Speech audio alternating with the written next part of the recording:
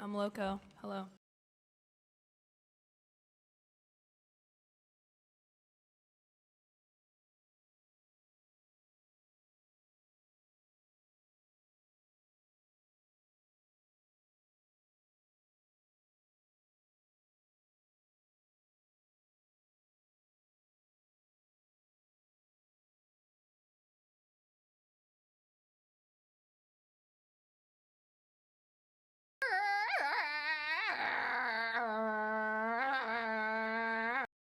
Boom.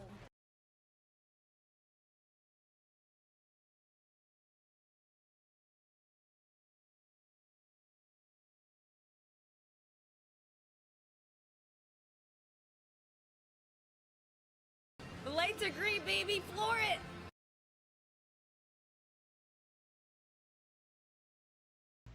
Snack time. Nom nom nom nom nom nom nom nom nom.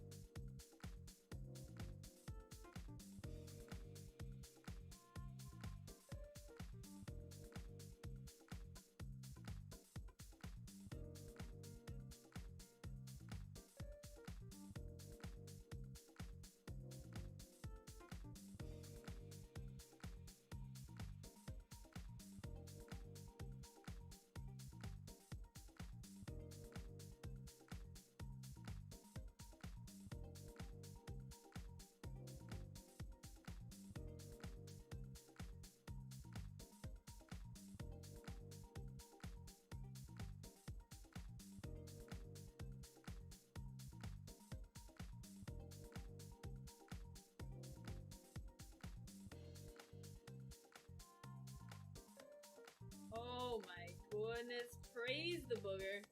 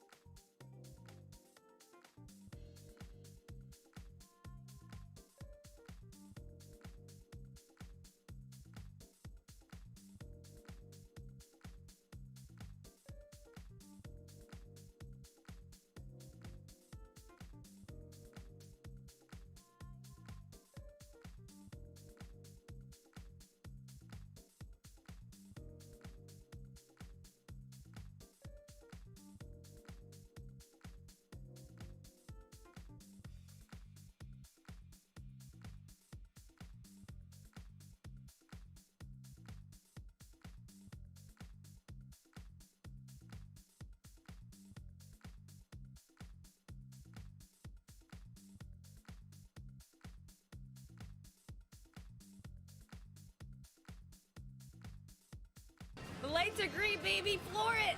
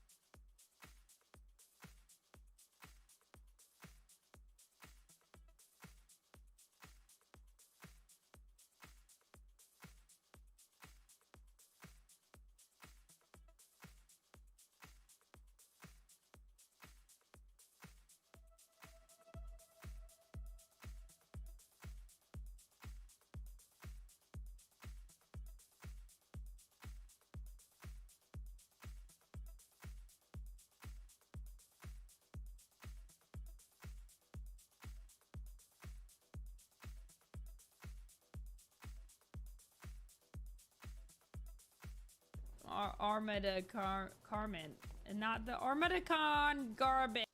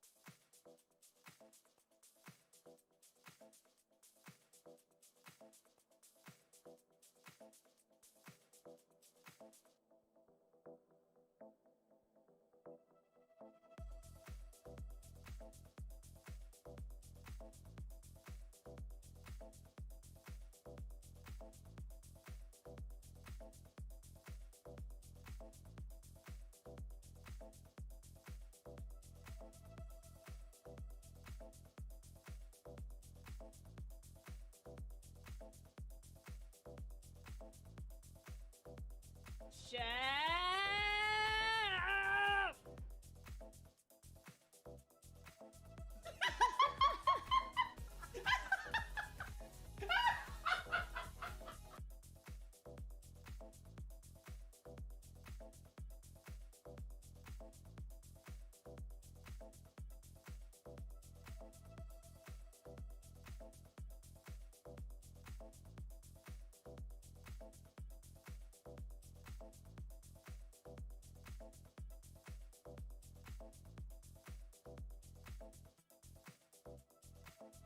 Good morning. I'm a potato. Okay.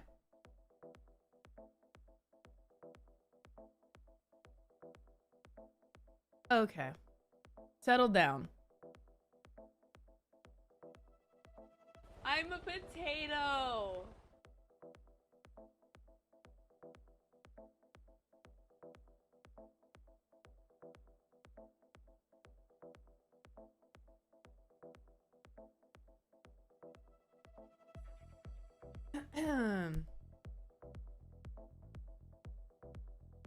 All right. Guys, we are live on YouTube and Twitch this morning for the first time ever. We are multi-streaming. How are we doing today, y'all? I'm loco. Hello. Hopefully the quality is good. We are using Restream to do our multi-streaming purposes. So it is not any more work on my computer. 'Cause I honestly don't think my computer could handle it. We went over my PC specs last stream. It was not pretty. Blackjack, oh my gosh, thank you for the 102 months. How you doing? Holy crap. Oh gosh.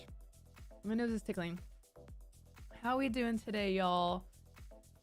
Blackjack, thank you so much for that resub. The 102 months of support. Amazing. Amazing. I'm surprised we're not getting a certain type of spam in chat right now. There's a certain type of there's something that's new in the Twitch stream that I'm surprised that y'all haven't noticed yet.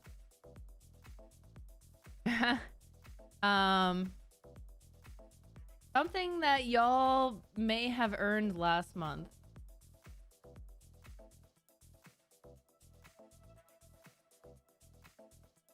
I'll give you one hint of what it could be.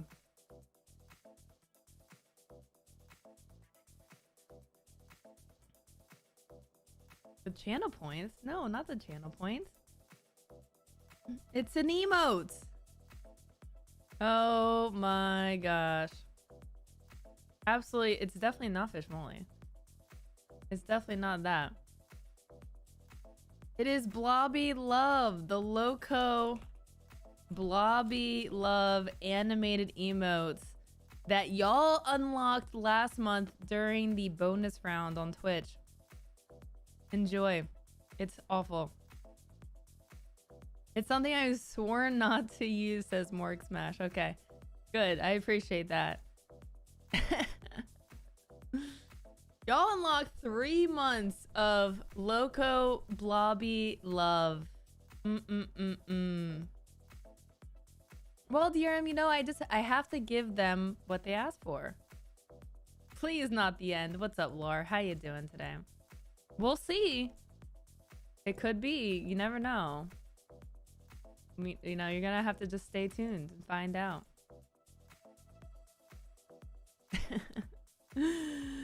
What's up, Soul? What's up, Panama? How's everyone doing? It is Martin Luther King Jr. Day, so some of y'all might have the day off.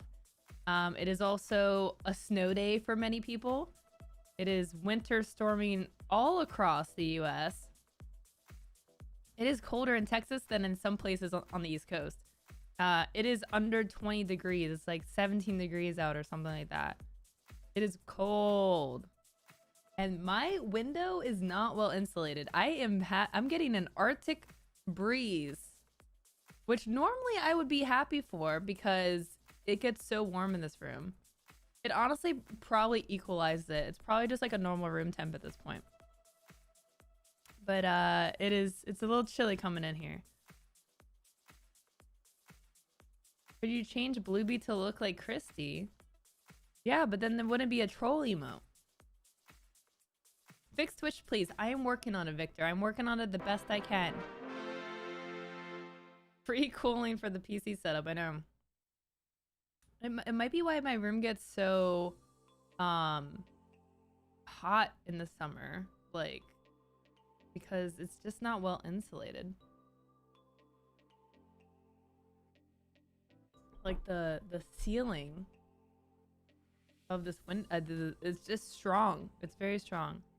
I don't know if it's gotten worse because I've been opening my window lately, and then I tried to reshut it to see if that was a problem. I don't know. So who's over on the YouTube channel? I see Enla on the YouTube side. Gun chatting on. Who's chatting on both right now? I got both my chats here, so I can see Twitch and YouTube at the same time. My only thing that is not great is like the alert system. Not that I think we'll get a lot of alerts on the YouTube side, but I still haven't really totally figured out how to consolidate the alerts. Have like one, like, you know, information, one stream of information, or you know, like the alerts not going off at the same time. So we'll figure it out. We'll figure it out. And yes, I am using a combined chat, even though this is technically against Twitch's rules. Okay. What I have interpreted it as is, if you have it under control, then they're not going to say anything. But the second that people start posting things that are bad, and if you don't do anything to moderate, they can use that and say, well, you weren't supposed to have a combined chat. But yes, to me, for someone who's multi-streaming and is like, my channel is interactive. If you're just multi-streaming a game and you pull a comment every now and then, you probably don't have chat on your screen. You probably don't need to go and combine your chat. What's up, Jack? We also have Jeroen. Am I saying your name right? Jeroen. And DJ Top Secret, welcome on in from the YouTube channel. Ah, Blackjack's in both channels. I see Blackjack in both channels. So technically from Twitch's rules, you know, you're not supposed to do the combined chat, but I don't foresee any issues on our end. Still a little phlegmed up from my sickness. I feel fine. I feel totally fine, like 100%. I've been working all weekend. Like I'm doing more YouTube content, so I've been posting shorts. I posted 2 YouTube videos from my stream last week. So this is like another thing that I was working on this weekend. Hey Ty, so good to see you. What's up? What's up, a ball? ACT. So good to see you, Ty. Hope all is well. I coughed up 2 things. I don't know. I don't want to know. Sticky hands. I don't want to know. Hope you're okay. What's up, Seraph? So today we're going to be talking about the very, very interesting statement that was made by Twitch CEO Dan Clancy last week after the layoffs. He did a Q&A session, and for a straight hour was just answering questions coming in. It was really impressive. So we're gonna be talking about that. I pulled a lot of clips that I put on Twitter, so we'll go through like the highlights of that 1 hour VOD. We're not gonna watch the whole thing because we don't have time for that. I think it's finally got me not coughing a lot, but my upper lungs hurt. Dear, I'm so sorry. Make sure you take some echinacea and some immune boosting stuff. I was taking a lot of like Pedialyte to help. I hope you feel better soon. Off from work today? Nice. Yes. So yeah, hopefully I can see some folks that can't usually make it. Hey there, Twitch chat, says Ian from the other side. Hello from the other side. So the thing about YouTube is I think you can have a username set up, but you just have to go into your settings. So if you're like, you know, not wanting your name all over the place, that is always an option available to you. Just, you know, make sure you get that figured out just in case if you want. YouTube emo names are so adamantly generic / descriptive. Yeah, they're I mean, that's how like Discord does it as well. Like the colon and then like the descriptor. So we do have emotes over on the YouTube stream. So we have badges for subs, we have emotes. We got some similarities between the two, which is nice. So yeah, if you're not subbed to the YouTube channel, definitely make sure you do that because I'm working hard on posting more content. So if you miss some streams, well, the streams are going to be available on the YouTube channel.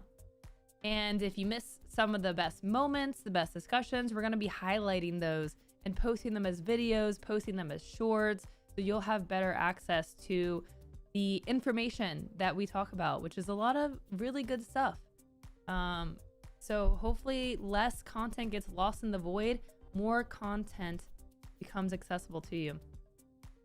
I should see how my TikTok did last night. My TikToks were all over the place. The one about Twitch being unprofitable did terribly, which is like very surprising because it's done well everywhere else. But yeah, then my next 2 videos have done well, so I don't know. Game Rat, thank you for the 3 months. Thank you so much for the support. I appreciate that. What's up, PLH2? Watch me keep up with both chats. I got this.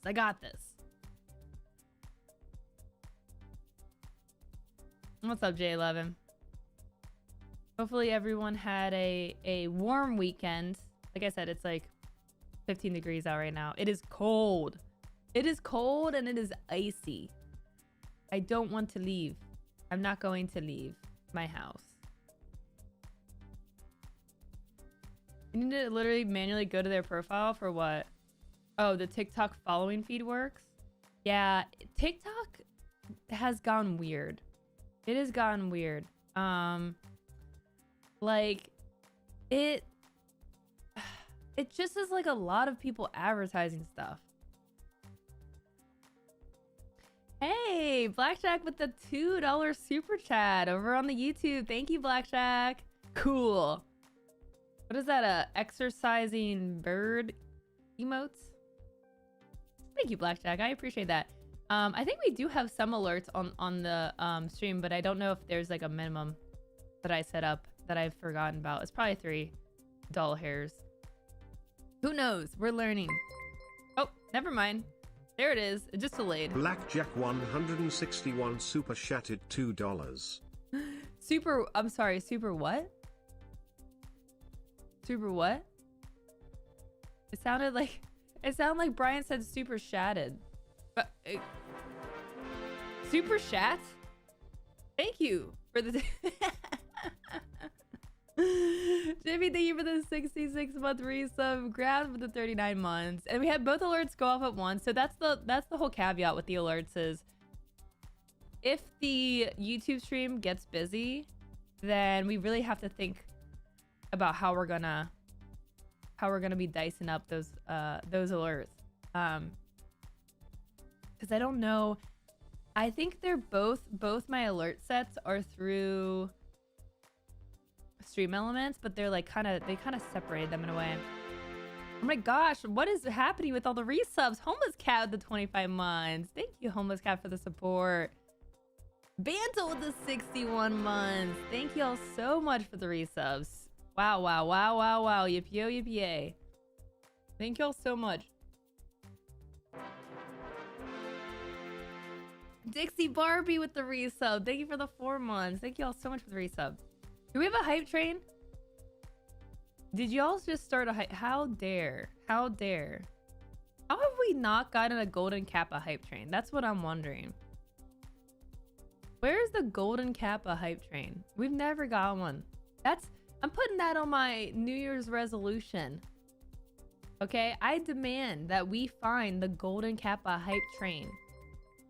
Hey, Alley Cat with a super Alley chat. Cat 54 super chatted $1.47. Thank you, Alley Cat. I appreciate that. $2 Canadian, which is the interesting thing about YouTube super chat is it's like, so Twitch tried to do this, right? It was called elevated chat, and then they renamed it to hype chat because elevated chat, like, who came up with that name? Thanks for the elevated chat. Wow. Elevated. No, that's just not catchy at all. I'm sorry whoever came up with that, but that is a terrible name. So they renamed it to hype chat. And it was the same exact thing, which is like you could cheer or not cheer, I guess. Super chat, elevate chat, whatever, in your local currency, which is definitely confusing. I mean, you know, Canadian and euros, they're roughly somewhere around the dollar. But people were cheering with like Norwegian currency, and I'm like, I don't know if you just gave me like $100 or 10 cents. I don't know whether I should be like floored or maybe, you know, increase the minimum on my alerts. Hey, nice whiz boy. Awesome, awesome. I'm gonna elevate this chat to tier 2 support. Thank y'all for the thank you for the hype train. They do have new emotes. Oh wait, the hype train is close. It hasn't even started yet. It's actually, they've been teasing the hype train. There are some emotes we haven't gotten, so I think we should start the hype train. You may have a typo in your alert message because super chat is wrong. Yeah, I don't know. I don't know why it says that. I don't know. Oh god. Wait, what? Why do I see fish moly in my YouTube chat? I thought that was not a thing. Oh no, I can see fish moly in YouTube chat. That's not good. That's bad. I'm scared. Blackjack, what? What'd you do? What are you doing, Blackjack? What are you up to? Don't promise what? What are you promising? I'm waiting for your promise to play VR Resident Evil. I know. Hey, look, I made good on one of the things I owed y'all, okay? Hey, DRM! Thank you for gifting that sub to Consuela. Oh my gosh, is Consuela here? Thank you so much. Blackjack, no troll, no troll. Cross-platform Mishfully, great. Great. Now I'm getting it in both chats. Ugh, gosh. Thank you everybody. Beautiful. So if you are watching on YouTube, a couple of things to think about. If you are watching the stream on YouTube, give it a thumbs up. Liking videos helps the algo. So if you do enjoy the stream, which I don't know, I guess hopefully you will, make sure you give it a thumbs up whenever you're watching. It probably does something. Not sure exactly, but I'm sure it does something.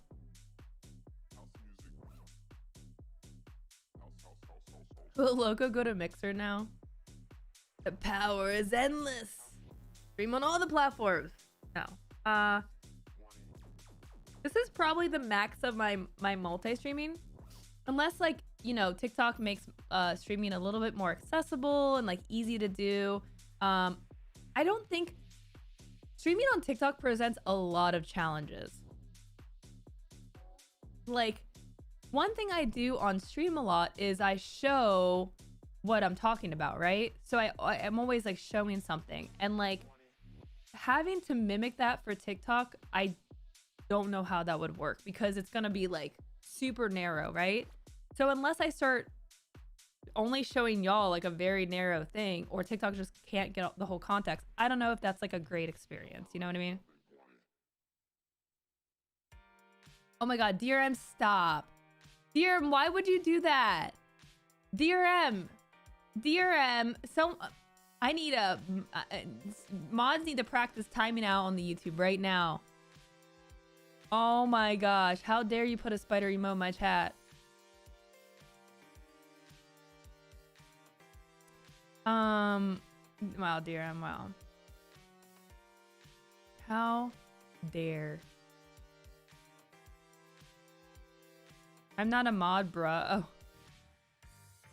I need to get rid of this, like, there's like a reaction thing that I don't want as the broadcaster. And it's Blackjack! Okay, mods are gonna get some practice. Okay, I'm giving you power, Rozzy. I'm giving you the power! So, do we have commands in... I don't know. I don't know if we have the Stream Elements bot in the YouTube chat. I think it's supposed to work, but... I have a few Korean streamers that are starting on YouTube. Yeah, I mean, they have to. Korean streamers have 1 month until they're kicked off Twitch completely. So, if you live in Korea or have lived, like you signed up for Twitch and you are, you know, an affiliate or partner and you're making money, you need to go and check your onboarding stuff and really look into that, because that's coming up. Where if you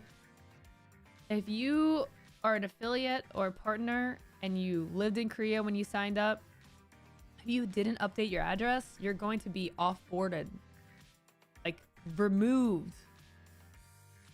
So the reaction thing is really in the way. I know. I hope that YouTube works more on live streaming stuff. They've been pretty quiet with YouTube Live. Now, I have noticed that they added an ads automator. So very similar to how Twitch has a way to automatically run ads. YouTube has added that as well. I don't think I'm going to use it. I think I'll just hit the button when I go, like, take my break, because I don't think they'll be perfectly aligned, and then it's a whole thing, right? So I need to close out some of my tabs. Okay. And I need to do a going live tweet. So we got some good stuff to talk about today. Lots of stuff. Seems like the delay is different on Twitch and YouTube. It could be different. Yes, it could be different. There are so YouTube has 3 different stream latency settings. They have normal, low, and ultra low. I did low, and I think I'm not really sure why, but I can't change it either, unless I restarted the stream. So that could affect it. The chat showing up is also delayed as well. So yeah, there are definitely some differences. Low is perfect since you are not ultra loco. It's kind of cool. It's like an instant replay moving from Twitch to YouTube. I mean, the cool thing about the YouTube stream is it is like a VOD. Like you can pause it and then like play it on and play catch up. Like if you want, you can like if you misheard something, you can go back. Be like, what did she just say? And go back like a minute. They also added the ability for the streamers to give 10 memberships every month for free. That is true. Yes, I don't know. I don't remember what the gift subs YouTube. What is the thing that they said about it?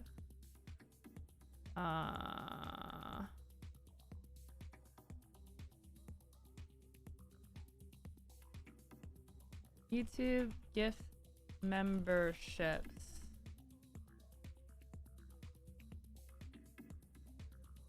I can't actually find the article. Oh, here we go.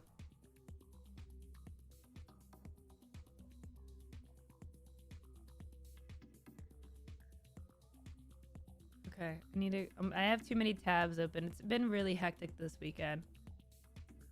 Of course, like, you know, I mean, I'm grateful to have content to make, but it's like, it always has to happen all at once. Like, everything has to happen at once, and then it'll be like slow for like 2 weeks. Okay, so YouTube will enable channels to give away 10 free subscriptions per month. Creators, it's gifting season now. Gift memberships free of charge. Every month, eligible creators can gift 10 memberships to give viewers access to channel membership perks like custom emoji and much more. So it is basically like nice whoopee.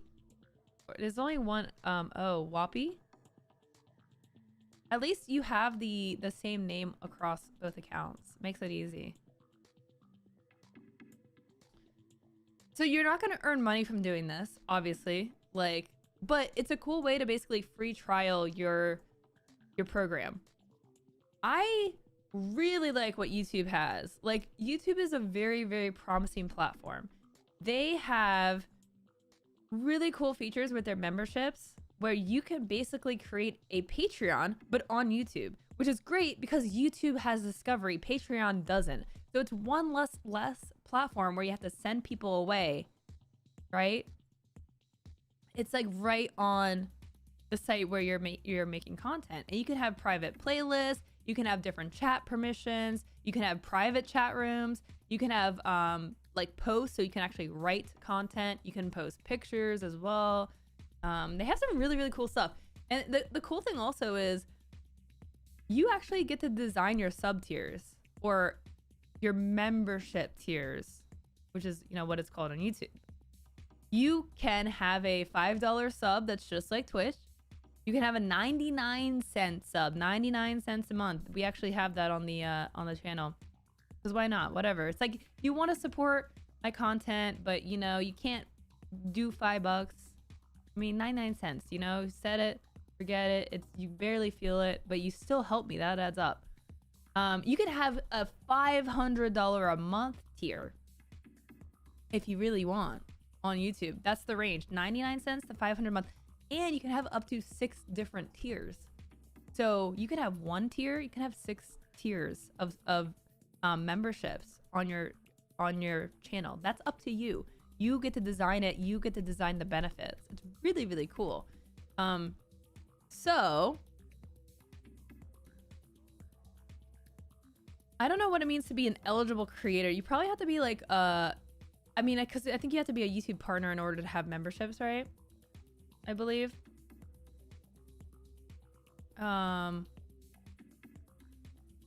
You can do it every single month. So it's a membership tier below $5. And I don't think you get to choose. You just do it in bundles of 5 twice a month. So you don't actually get to choose. I mean, we could do it. If it's still going on, we could do it.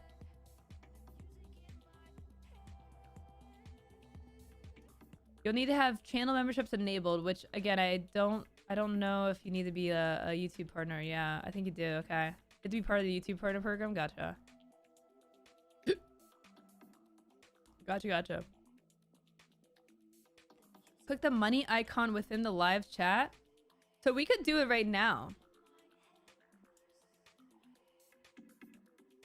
We could do it during today's YouTube stream. That's pretty cool. In terms of perks, I don't have many membership perks. I'm really not super focused on that aspect of things right now. My focus is just content and getting it out there and getting a flow done. Hey, what's up, Hypnotic? No worries. I hope you're doing well. I hope it's a good busy. Good to see ya. Fish Trolley? Is there someone really named Fish Trolley? What's up, Matt? How's it going? All right. So we need to get a going live tweet up so we can dive into today's big topic that we have to discuss. Also, we have office hours today at 2 p.m. Central, 3 p.m. Eastern time. If you are a Streamer Square premium member, we have office hours where you can come by and ask me any questions about streaming. I can look at your channel, provide you direct help. You can ask general questions. We do at least 3 to 4 of these every single month. Not only that, but we have guided discussions, we have seminars, we have we do content reviews, we help with goal setting. So if you're a streamer and you're looking to grow, you should join our premium program. It's only $15 a month. It's $15 a month, and the value that we have is astronomical. So we've helped a lot of streamers get some really awesome wins. We've helped streamers grow, like actually looking at their stats, and they have improved since joining our program. So highly recommend it if you haven't checked it out on our website. We got office hours today. If you're a YouTube premium member, your first month's channel membership is free too. Oh, interesting. So, oh, okay. Wait, that kind of sounds like Twitch Prime in a way. You get a free sub if you're a member of YouTube Premium. Interesting. I did not know that. What's up, Grim? How's it going? Learn something new every day. Yeah, there's a lot of things that people don't know about YouTube. Also, Alley Cat, thanks for becoming a supporter. That's amazing. Thank you so much. I don't know if the alert went off or if I ignored it or what, but thank you, Alley Cat.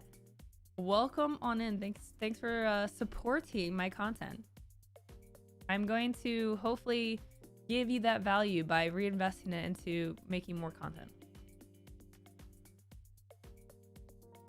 You can remove the live reactions from your studio. Edit button, customization, live reaction. Okay. I almost hit the end stream button. The edit button. Edit? I see edit. Customization. But does this mean that people can't live react? I guess I don't really care. Because if you just want to react, you can just type. I think that's better. Ah, good. The button is gone. Freedom. We can breathe now. Show your support for Loco. So I was gonna see if I can gift subs during the stream. That would be really cool. Hey! We have Jacob subbing on the Twitch channel for 40 months and DRM subbing on the YouTube. Thank you, DRM. Look at you. I'm glad we're on YouTube since I did get my monthly charge for being a YouTube subscriber. Well, there you go, Gun. Here's that value for your sub. Your dollars are going into making this possible, so thank you. But yeah, I need to put on I have top chat on. I need to put on live chat. Oh, I can also put on fan funding so I can just look at that, but I want to see the chat. I have chat everywhere. It's only the first month though. Oh, okay. So if you're a YouTube premium member, you get the first month that you sign up, you get a free sub. Oh, okay. Gotcha. Yeah, null away. So maybe if you look up YouTube Premium. So yes, I guess it's not every month. Use your YouTube Premium benefits.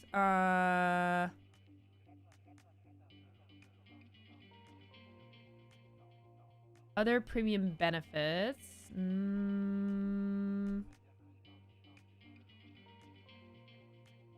I don't see that. If anyone has the link to... Oh, Soul found it. Soul found the link.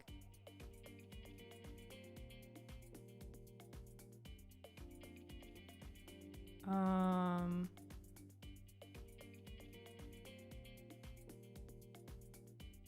don't see the specific... I don't see the specific perk of like you get the free sub though. So when you go live on YouTube, click the money symbol below chat. I am. It says show, right? The money symbol says show your support for Loco, but I click it and nothing. Oh, it says super chat and super sticker is what I can do.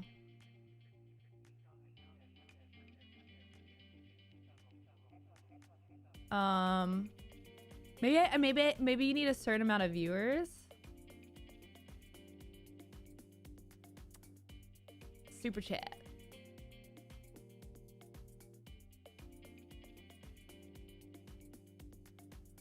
Okay. I don't want to accidentally send myself $500 because really I would just be sending YouTube money. Yeah, I don't know. Maybe it's gone. I don't know what the deal is. We'll keep an eye on it though, because before the button didn't do anything. And now it does say some things. So we're making progress. Okay. Let's get ready to get into our discussion. I need to do going live.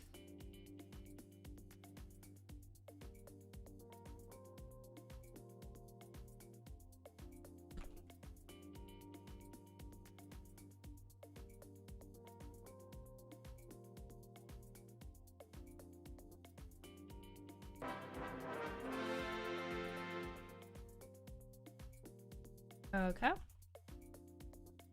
See, the thing about doing on YouTube as well is I have to make the thumbnail before I go live so that I can have it on my video. Like that's YouTube doesn't show you like when you're browsing like a live screenshot. They show whatever thumbnail you're using, so. Oh my god, Ennio Lupo. I used to watch your streams back in 2015, 2016. I just found you online randomly. What? I feel so old. Glad to see you still around. That's amazing. That's awesome. Yes, it's been 10 years. Almost 10 years in May. Booker, are you struggling? What is happening here? What is happening?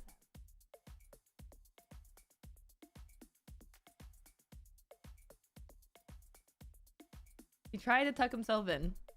He has been in this like all morning because it is cold. It is chilly. It's like 15 degrees out and he no likey. My room is probably the warmest room in the house because I have 2 computers on. Eddie, thank you for the Prime sub. Thank you for the 40 months. Thank you so much. I appreciate that. Thank you for the continued support. Yeah, so it's been almost 10 years since I started streaming. In 2020, I started to pivot to doing more like streaming news and education. I've always had the site Streamer Square. I actually started the website before I started streaming. But it was kind of just like a blog, kind of like a hobby side thing. And then really started putting more effort towards it in like 2020. A little bit before 2020, we actually were doing a bunch of live shows. So yeah, so my focus over the last few years has really been to grow Streamer Square for, you know, we added 30 plus courses. We have a ton of guides that are free. We have a whole premium membership program, which I was talking about earlier, which gives you access to office hours and seminars and live discussions and also text chat. So you can just drop a question in at any time. It's really like, 24/7 help service. It's really awesome. So that's been my main focus. And this year, last year was a lot of behind the scenes stuff. This year, we're trying to do a lot more content, like front facing stuff. So what's up, Jacob? How you doing? What's up, Minnow Fox? Hello from YouTube. Hello. Yes, we got the YouTube going. Excellent. All right. So, what I'm gonna do. Oh, you know what I didn't think about? My words on stream isn't gonna work for both chats. There is a YouTube version, but it's like a one or the other thing. And last time I tried the YouTube version, it didn't work. So that is an interesting conundrum to distract y'all during the break. YouTube viewers might just have to like watch and type and like give answers to the Twitch. What's up, Turco? I'm using Restream actually. I'm using Restream to restream, and I'm using the Restream chat. The cool thing is, for those who don't know, like you can actually add a custom doc to your OBS and use a browser source. So like, for example, the chat you see on the screen, you can take that browser source link and add an OBS doc and get basically a copy of that for yourself to be able to see. And you can move it anywhere you want on OBS or pop it out. And so that's a little fun fact there. So that's what I'm using. I still have like the Twitch chat integration as a tab in case I need to type something, and I have chat in a couple places, so I try not to miss messages. But okay, let me take a quick break to run some ads, get them out of the way. Then we're gonna pop our going live tweet, and we're gonna dive into our main discussion today, which is talking about the fact that Twitch has actually admitted that they are not profitable. And that is a scary thing to hear when you are a streamer on Twitch and that's like kind of the thing you've been doing. So we're gonna talk about that and really dive into a lot of the comments that really illuminate Twitch's strategy for this year. I think it's really important to understand what they're focusing on because it helps you make better decisions as a streamer, as a creator. And you're not gonna be caught off guard, when they start announcing things or doing things, or you know what I mean? So give me just a few minutes and I will BRB. Has Twitch ever been profitable? No, I would guess not. But I don't know for sure. It's possible, but it's unlikely. Yes, I do one-on-one consults as well, Enio. So I do it's me and a couple people on the consulting tab on the website. So we do one-on-ones. My rates are going to be going up next month. So if you are a streamer and you want to talk to me, this is a good time to book. So, all right, give me a few minutes. I'll be right back.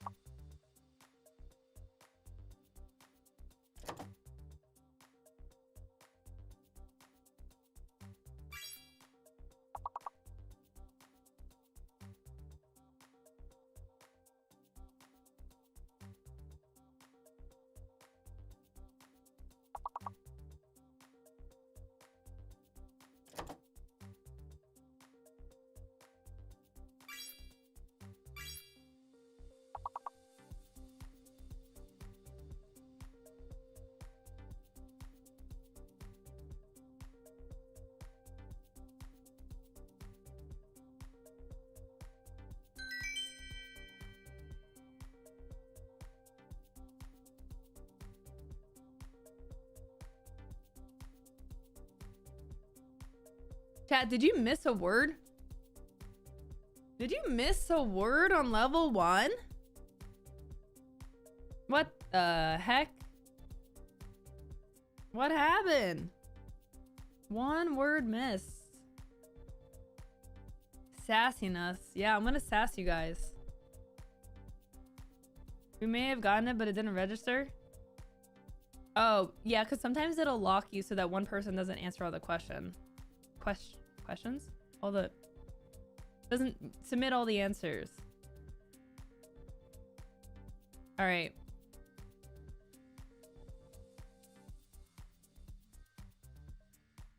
How do I link my stream on YouTube? Oh, add a stream marker, create a highlight video. Oh, there's a share button. Okay.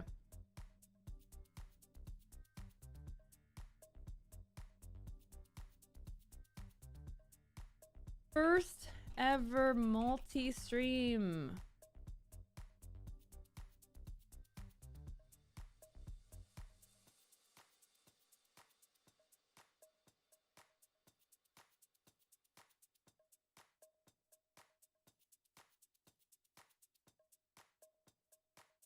Where's the ampersand? There it is. I guess I don't need this question mark.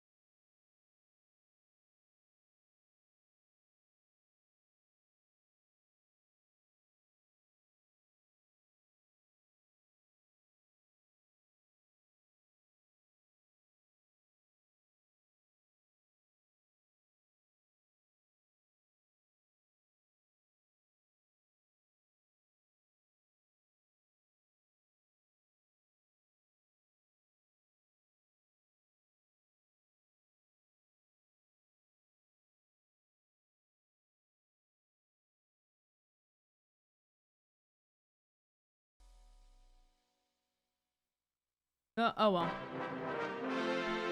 Oh, it's yeah, it's the Twitch chat. Oh well, it'll be fine. We'll live. We'll live. Sorry, YouTube. Still working out the kinks. Circle85, thank you for the 43 months on Twitch. Thank you so much. And Jabber with 114 months. Wowzer yowzers. Amazing. GameStop bids a farewell to crypto with the closure of its NFT marketplace. Wah wah. Dude man with the 72 months. Dude man, thank you so much for the 72 months of support. I appreciate it. Thank you so much. I guess GameStop NFTs are worthless right now. Oh, I'm sorry.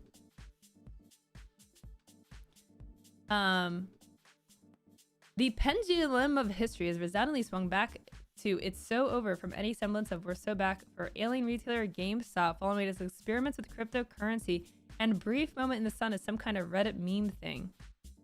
The company has announced that its NFT marketplace will shutter on February 2nd. The marketplace has been updated. I'm not clicking on it. With a notice to this effect, citing continuing regulatory uncertainty of the crypto space. The same exact wording GameStop gave when it announced the end of its crypto wallet. While users will no longer be able to buy, sell, or create on the platform, any assets they own will remain accessible on the blockchain via other platforms. Who knows? Maybe get an NFT while it lasts. It could be like, you know, really worth a lot one day, chat. Just kidding. Like many retailers, GameStop has struggled in the face of e-commerce and digital distribution, though it remains a strong nostalgic appeal to many gamers. In 2021, we saw the strange saga of its stock price getting driven into the stratosphere by small traders organized through Reddit. Though the story has been made into a movie with a bafflingly excellent cast, the good times didn't last for GameStop. I saw that movie. It was fine. It was fine. GameStop joined a wave of companies and individual celebrities to try and cash in on the height of 2021 and 2022's NFT craze, which now feels like it happened in a different century. The company continued to lose revenue, however, and in June of last year, CEO Matt Furlong was terminated. While GameStop has cited regulatory uncertainty in pulling out of the space, it's not even clear anyone even cares enough to regulate crypto anymore. The failure of numerous so-called stablecoins, the bankruptcy of FTX, and the highly publicized persecution of its founder, Sam Bankman-Fried, as well as the general crash in value of cryptocurrencies and NFTs have led to potentially irreversible reputational damage for the technology. GameStop is hurting. They tried. They really tried. They got too caught up in the memes. They're like, oh my gosh, look at all these cool kids. They love us. NFTs, yeah. Bad times ahead. Yeah, I hate to see it. Or do you love to see it? First, wait, Circuit 5, what is your problem is with this restream, I can't scroll up. First, Zitter removed support for NFT profile. Oh, did they really? Did Twitter really remove support for NFT profile pictures? That's hilarious. Because, like, I mean, that doesn't seem like something that Elon Musk would even care to remove, but... like, I feel like he'd be all about that. I mean, he is a delusional person, so... we know that's their type.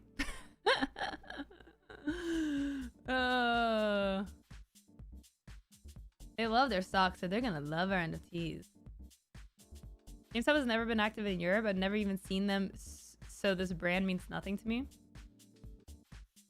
I mean, GameStop has been a staple for me growing up. And they have, like, they've expanded beyond just, like, video games. They also have, like, a lot of, like, collectible stuff, too.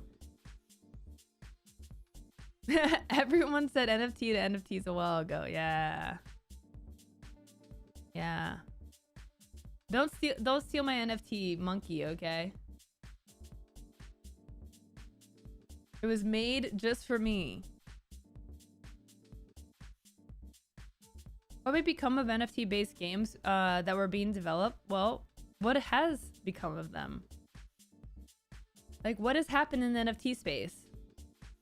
Honestly, the whole NFT thing, like, it's very similar to the AI craze, except the AI craze actually has, like, validity behind it.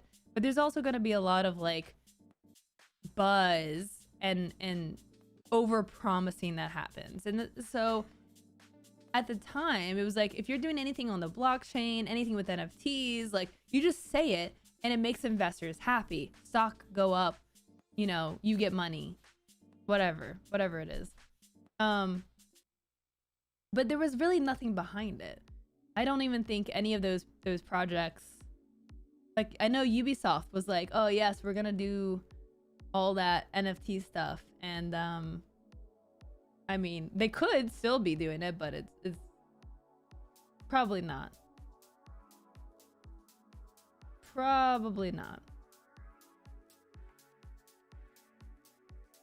I want to move this. Okay, there we go. Cool. All right, let's go into some other stuff here. Oh, that was just a few days ago that they removed the NFT things. Okay, hold on. Let's pull that up then. TechCrunch article here. X removes support for NFT profile pictures.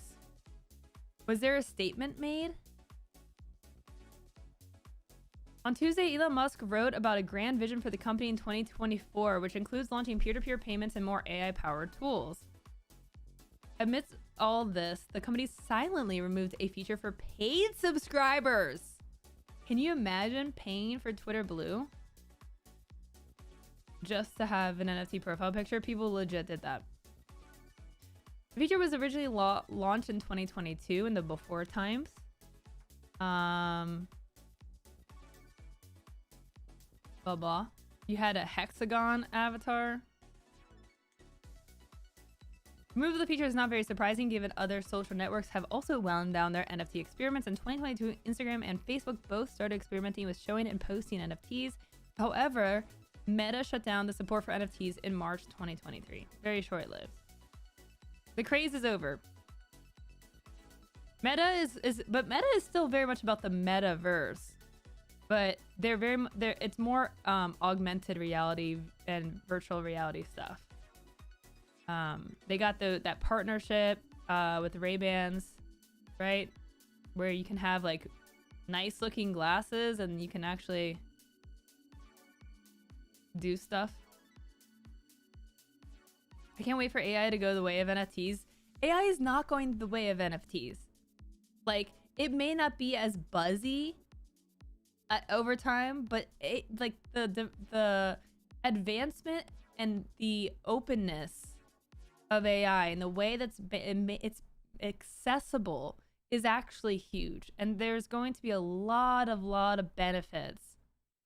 Like, people have just see the word AI and they're like, it's bad, I'm mad AI is being used, and it's like that's not the case. Like, first of all, AI has been around, helping you do things for a while. It's just going to be taken to the next level.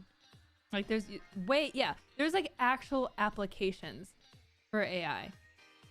But yes, it is also used as a buzzword to get funding and make investors happy. So that is also a thing.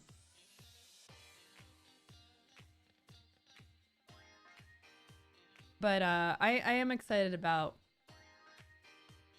AI advances, except not particularly on Twitter, or X.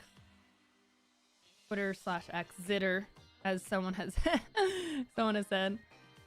Even Logan Paul now is offering to buy back his failed NFTs. Ugh. I'm glad I did not lose money on NFTs. Does anyone know of WeChat peer-to-peer? I will never use it, but Elon seems intent on making X Twitter WeChats. WeChat is like, isn't that like the green messaging thing? It's like that. Isn't it like 10 cent? Is WeChat 10 cent? I don't know. It's funny because like Twitter added like the AI Grok tool or whatever, and then like conservatives getting upset at what it's saying. It's like, you may not be making sense. You know, maybe you should just check yourself a little bit. Logan Paul's NFT/zoo game is such a shit show. I mean, anything that Logan Paul does is an absolute mess. He sucks. WeChat is China's everything app. Oh, okay. I thought it was just messaging. Like, WhatsApp is what I was thinking of. It has more features. Yeah, I guess. I mean, it's funny because it's like, oh, China is scary and fear. Let's talk about it. And then like, but honestly, the US just wants to do like their own version of all that. Like, what happened to the site that sold Twitch clips NFTs? Oh my god, I don't even remember. But like, I don't know. I think a lot of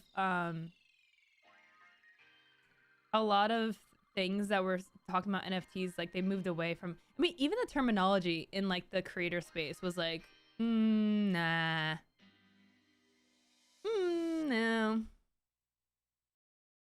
Most things there are good uses for AI, and there are those who will just twist it to make a buck. Yes, of course. Like there are going to be harmful things that AI is, you know, used for sure. But there's also gonna be a lot of things that it's gonna be very helpful for.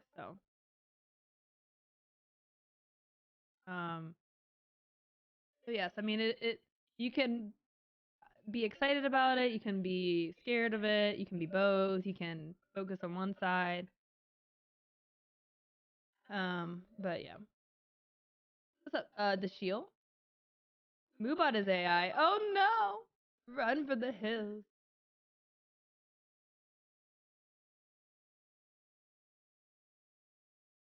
Okay.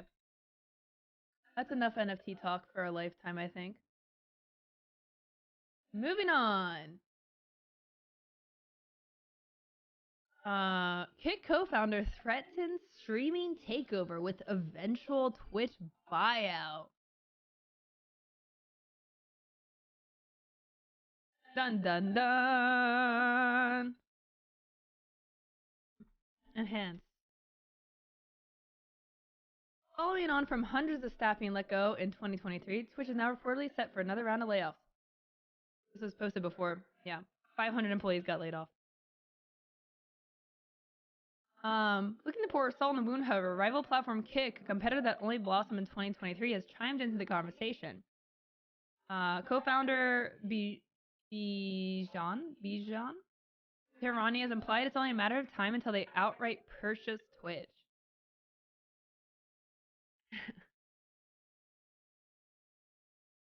Trying to fathom WTF is going to happen to this industry if Twitch somehow implodes. Kick will eventually buy Twitch. Ah, okay. Yeah. That's okay. C Sharp, thank you for the 28 months. Thank you so much for the 28 months on Twitch. Yeah, what chat, how are you feeling about this statement? How are you feeling about this statement? On a scale of 0 to 10, how likely is this scenario going to play out? Like, I need to see the comments on what you think about this, okay? Jimmy, you think an 8? Negative 99. I don't see this happening. I don't see this happening in any way.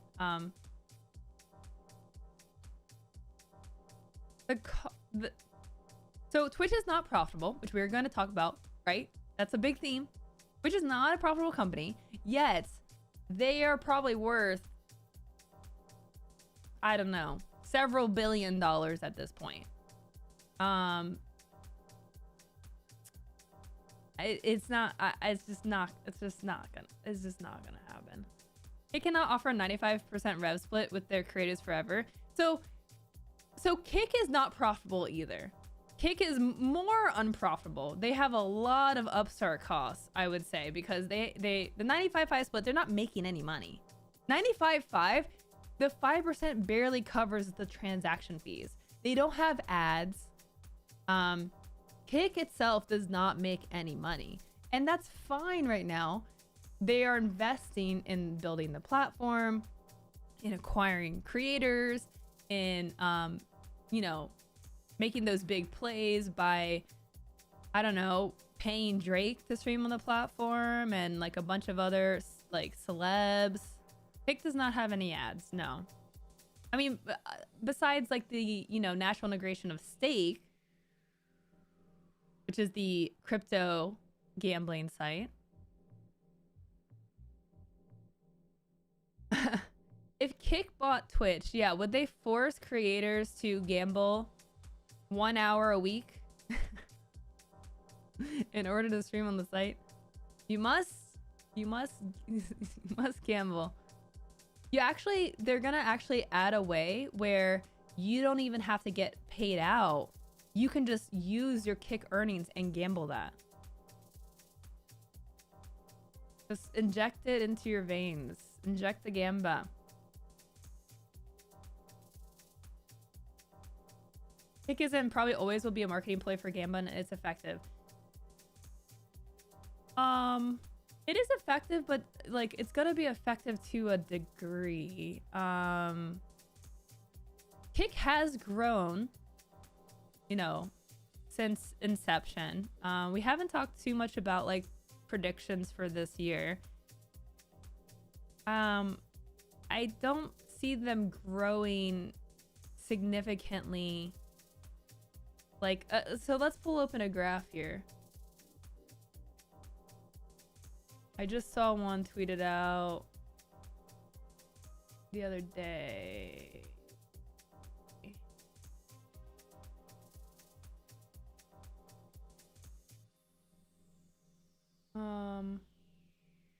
Okay, let me see if I can find. I know one of the Kick, oh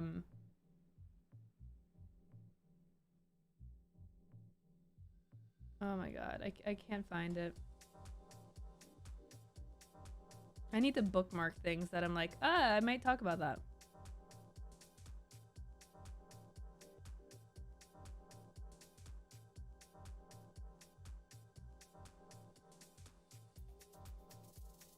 Huh.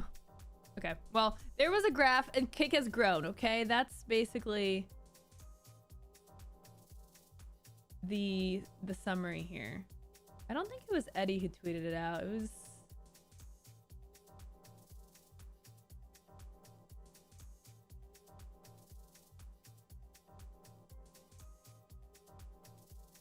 Oh yeah, this was interesting. This was back in August. Huge week for Kick streaming. Call me crazy, but I know it's a matter of time until this bar is green. 15% English-speaking viewership to Twitch's 85% of the market. And then streams charts was like, unfortunately, that's not true. I've already written under Eddie's post, but all channels are not considered here, and it also doesn't take into account of all platforms, which is a wrong concept. If we take the last 7 days and all live streaming platforms, English Kick's share is 4.53%. If we only take Twitch versus Kick and take into account all channels, English Kick's share is 9%. I don't know. I don't remember what this website was, but lol. Kick. I love whoever updated the topic. Kick QnA has no idea what they're talking about. Yeah, it just, I don't know. Simply put, it's just not gonna happen. Like, but this honestly reminds me a lot of Mixer, and not like the ownership, because like, you know, when Mixer was acquired by Microsoft, I mean, it definitely was like a lot of streamers just like a very not, I don't know if it's like naive or like how to describe the fact that there was just this like loyalty and ignorance to the market and what was actually happening on the platform. And it's just so like sad to see that a lot of the Mixer creators are doing the same thing. They got screwed over by Microsoft, came back to Twitch, couldn't grow, and then are now on Kick and just like just doing the same thing where they're like, yeah, Kick's gonna take over, go Kick, yeah, like it's happening, look at Kick grow to the moon, baby. It's denial. Denial is what it is. They are in denial of the circumstances. And if you want to go to Kick, no fault. Honestly, I get it. Like, if you're a small creator and you're trying to get noticed, why not go to a platform that's dropping money all over the place and, you know, could have opportunity and you could make a difference and you could help shape the platform, but you like they just don't take a step outside to see how things are for the way things are. And that's dangerous because then you're not aware of what's going to happen or what could happen or what is happening and how people perceive you and perceive the platform and like the reality of the situation. And the reality is Kick is not going to take over Twitch. It's not going to happen. There's only so much that Stake will allow for them to funnel their money into Kick. It's not gonna happen. And now with multi-streaming, why wouldn't you stream on Twitch? And like, if you want to stream on Twitch and Kick, fine, but at least come back to Twitch.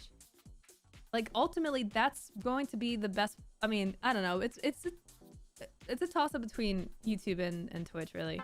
I think YouTube is the safest platform to create on. Like, if you would like to become a content creator and you're gonna invest time and money and energy, I honestly would do it on YouTube. YouTube is not going anywhere. YouTube Live is not going anywhere. Well, maybe YouTube Live is not as good, and maybe YouTube Live, you know, maybe it just kind of will always be what it is, which is okay. But at least you have all these other tools on a massive platform that can actually help you grow. Like, I just, like, that. Do we know if YouTube Live is profitable? That doesn't really matter. Hi, Vio. Also, big congrats to Vio for hitting 10,000 Twitch subs by just not even being on camera. Have you been on camera in the last 20 days? By just existing, honestly, which is how it should be. Getting just subs thrown at you for just Vio, you know? Congratulations on hitting 10k subs. If I hit that, I would have to get a blobby tattoo. So I hope you didn't make too many promises at 10k subs. I have not caught you on cam one time since I checked in. It's just I don't know. It is art. It is art. And you know, it's cool to see your emotes go international. I mean, this is like the chaos gremlin that has just been waiting to awaken inside you. So it is well deserved. But yeah, I just see Kick stalling out. This strategy only works so much. You know, Twitch gave up on that strategy. Twitch is not fighting to keep creators on the platform. So if you go try to get a Facebook contract, a YouTube contract, Kick contract, and you're like, hey, Twitch, I stream over here and I'm about to leave. They're gonna be like, okay, bye. And this was actually discussed in the VOD, in Dan Clancy's Q&A. It is a VOD of golden information. So we're gonna be jumping through it, but I mean, he essentially said, like, we're not doing these contracts anymore. Actually, I think Jake Lucky tweeted that clip. I didn't tweet that one. But I do believe, might have to scroll back a bit, but I believe one of the clips.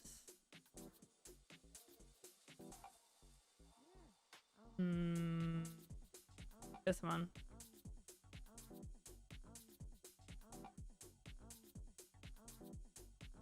Okay. I can tell you the cost of retaining those streamers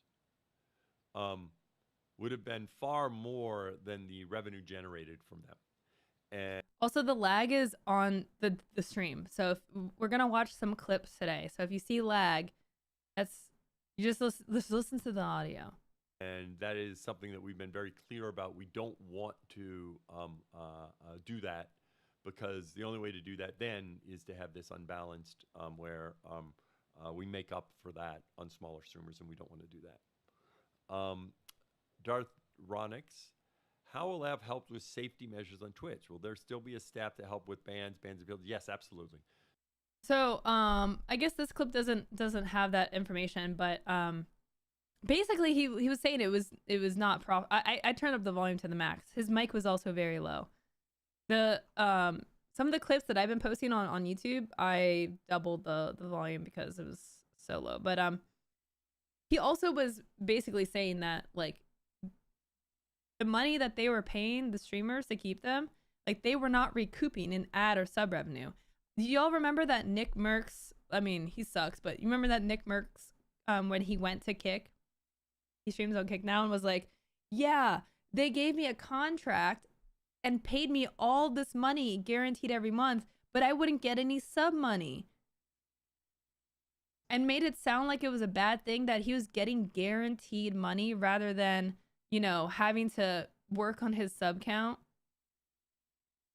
And Dan Clancy has said that was like a loss for them. That was a lot. They were not profiting off that, which means Nick Merckx was making more money than he would have off subs.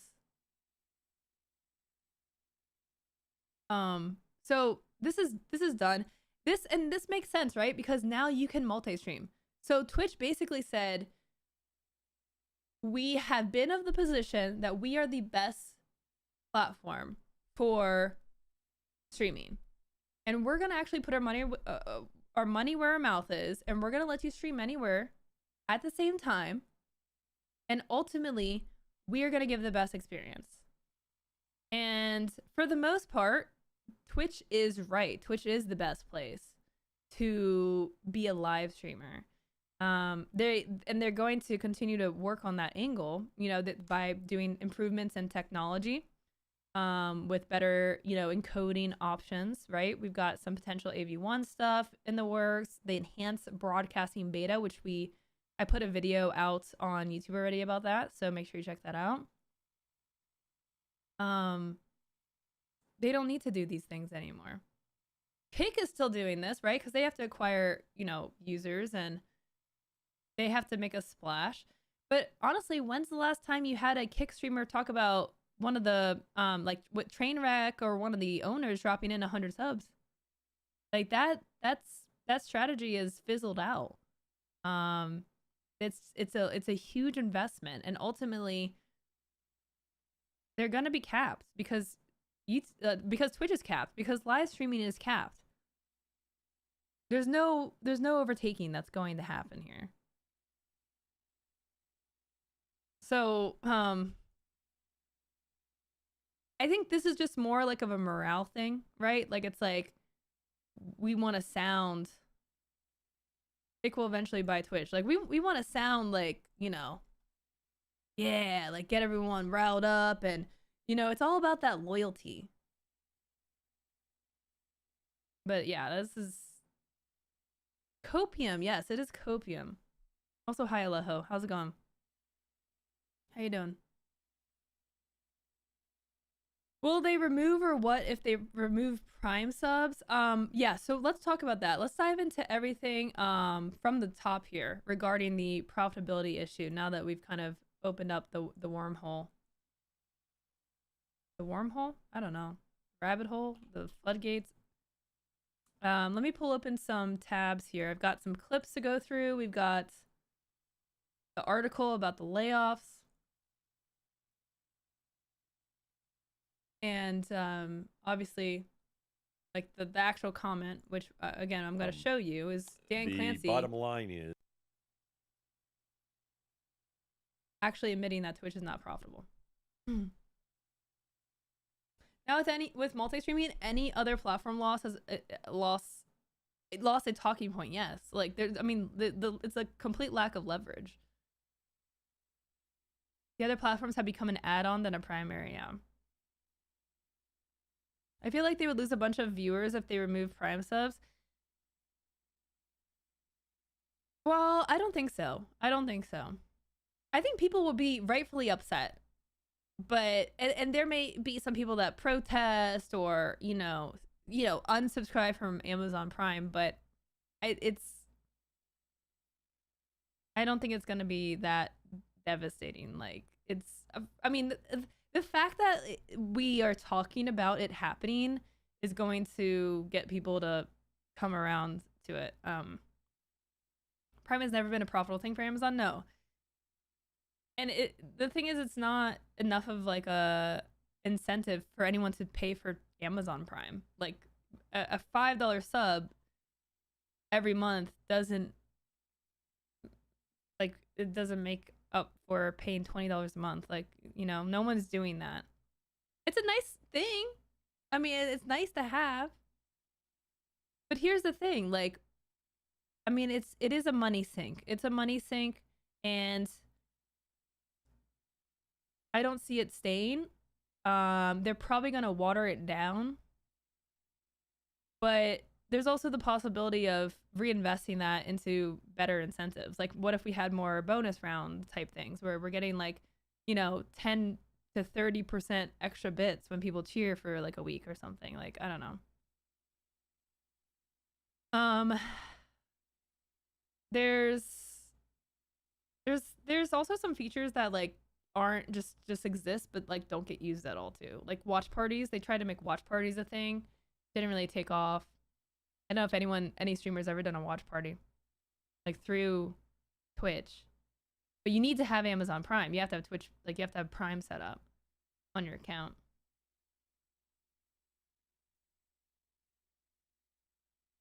Prime is like, Prime gaming is, your parents have Amazon Prime and now you have a free sub on Twitch. Like, that's it. That's the extent of it. Other than that, no one really, like, no Amazon user is like, oh my gosh, yes, now I can go to this site I never heard of and spend a sub on someone that I don't know. And like, it just, that conversion is over. There's nothing, no new conversions happening from that relationship.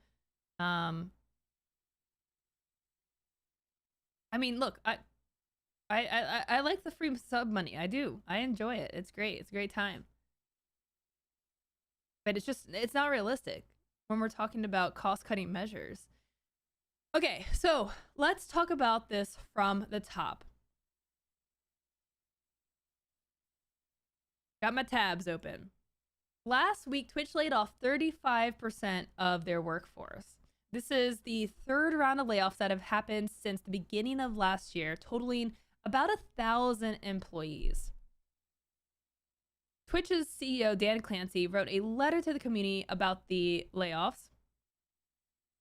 He has done this in the past. A difficult update about our workforce.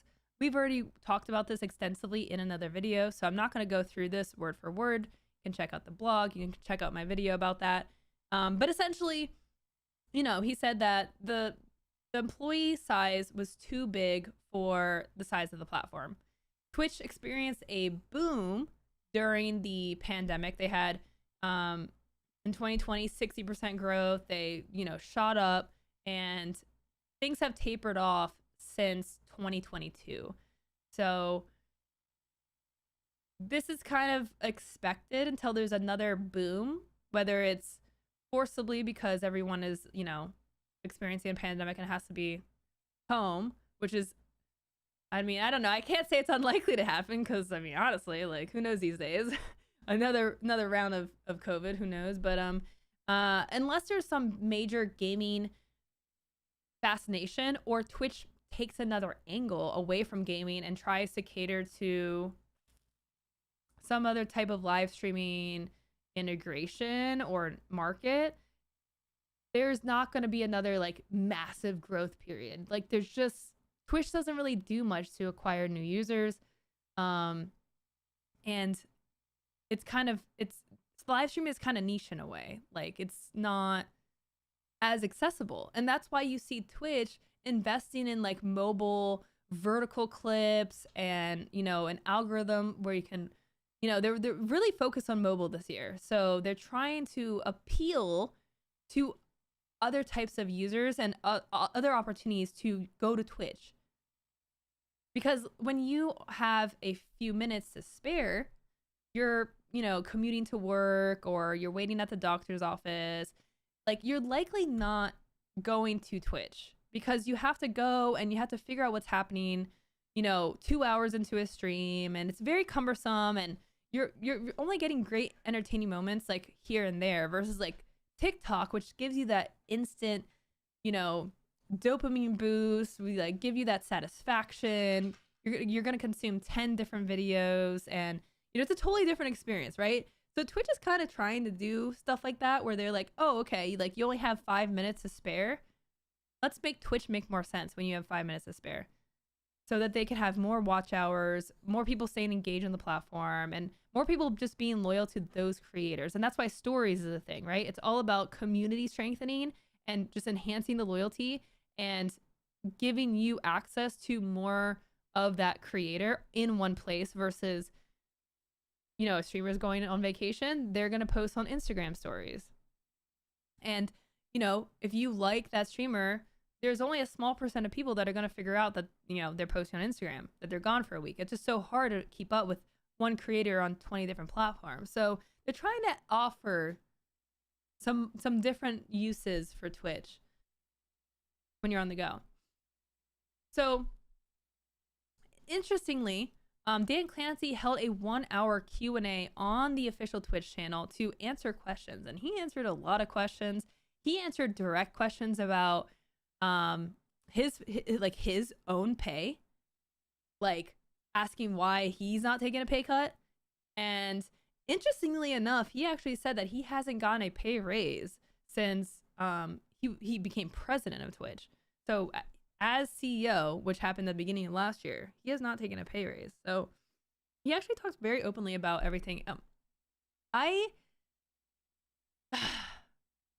Clancy is like, if anybody watched this video, we're gonna watch some moments here, but he is very good at answering questions and just very charismatic.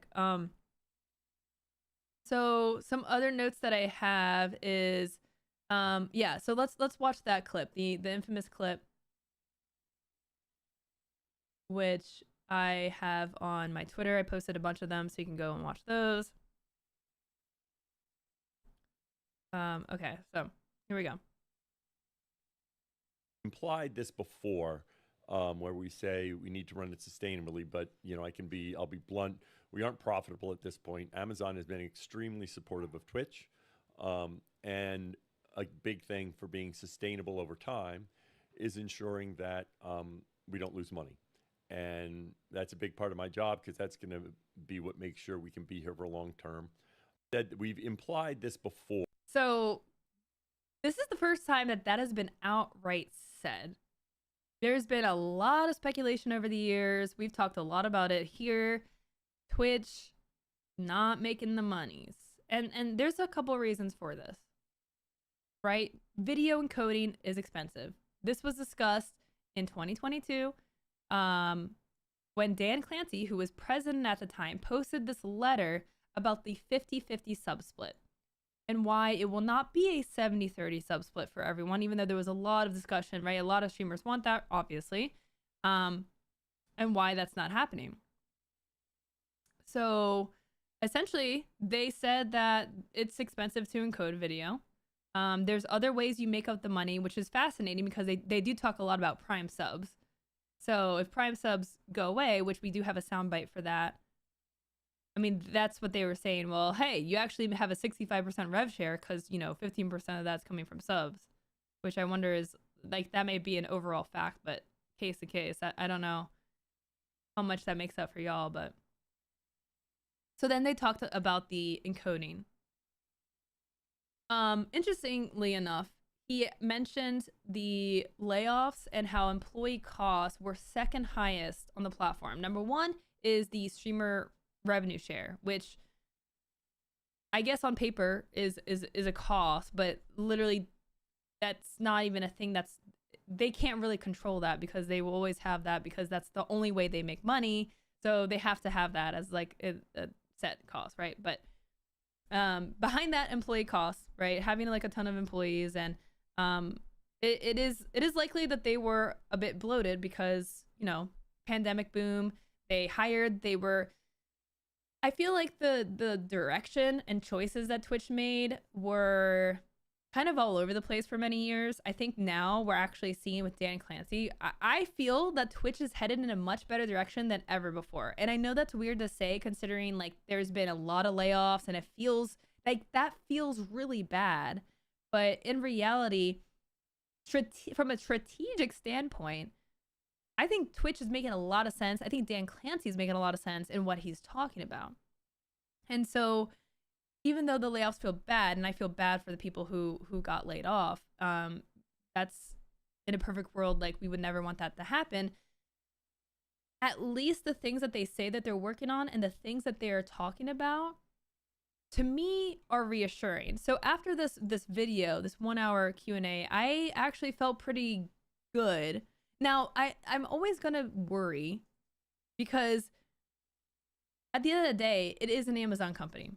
And Amazon and their direction, Amazon is all over the place, right? They do everything. And who knows what changes with them, or, you know, they want their stock price to continue to climb, and, you know, maybe selling Twitch would, you know, help that, and maybe it's too much of a cost, and maybe they got everything they want out of Twitch. I mean, it was a tech acquisition in terms of, like, the technology that Twitch uses. They've already repurposed it.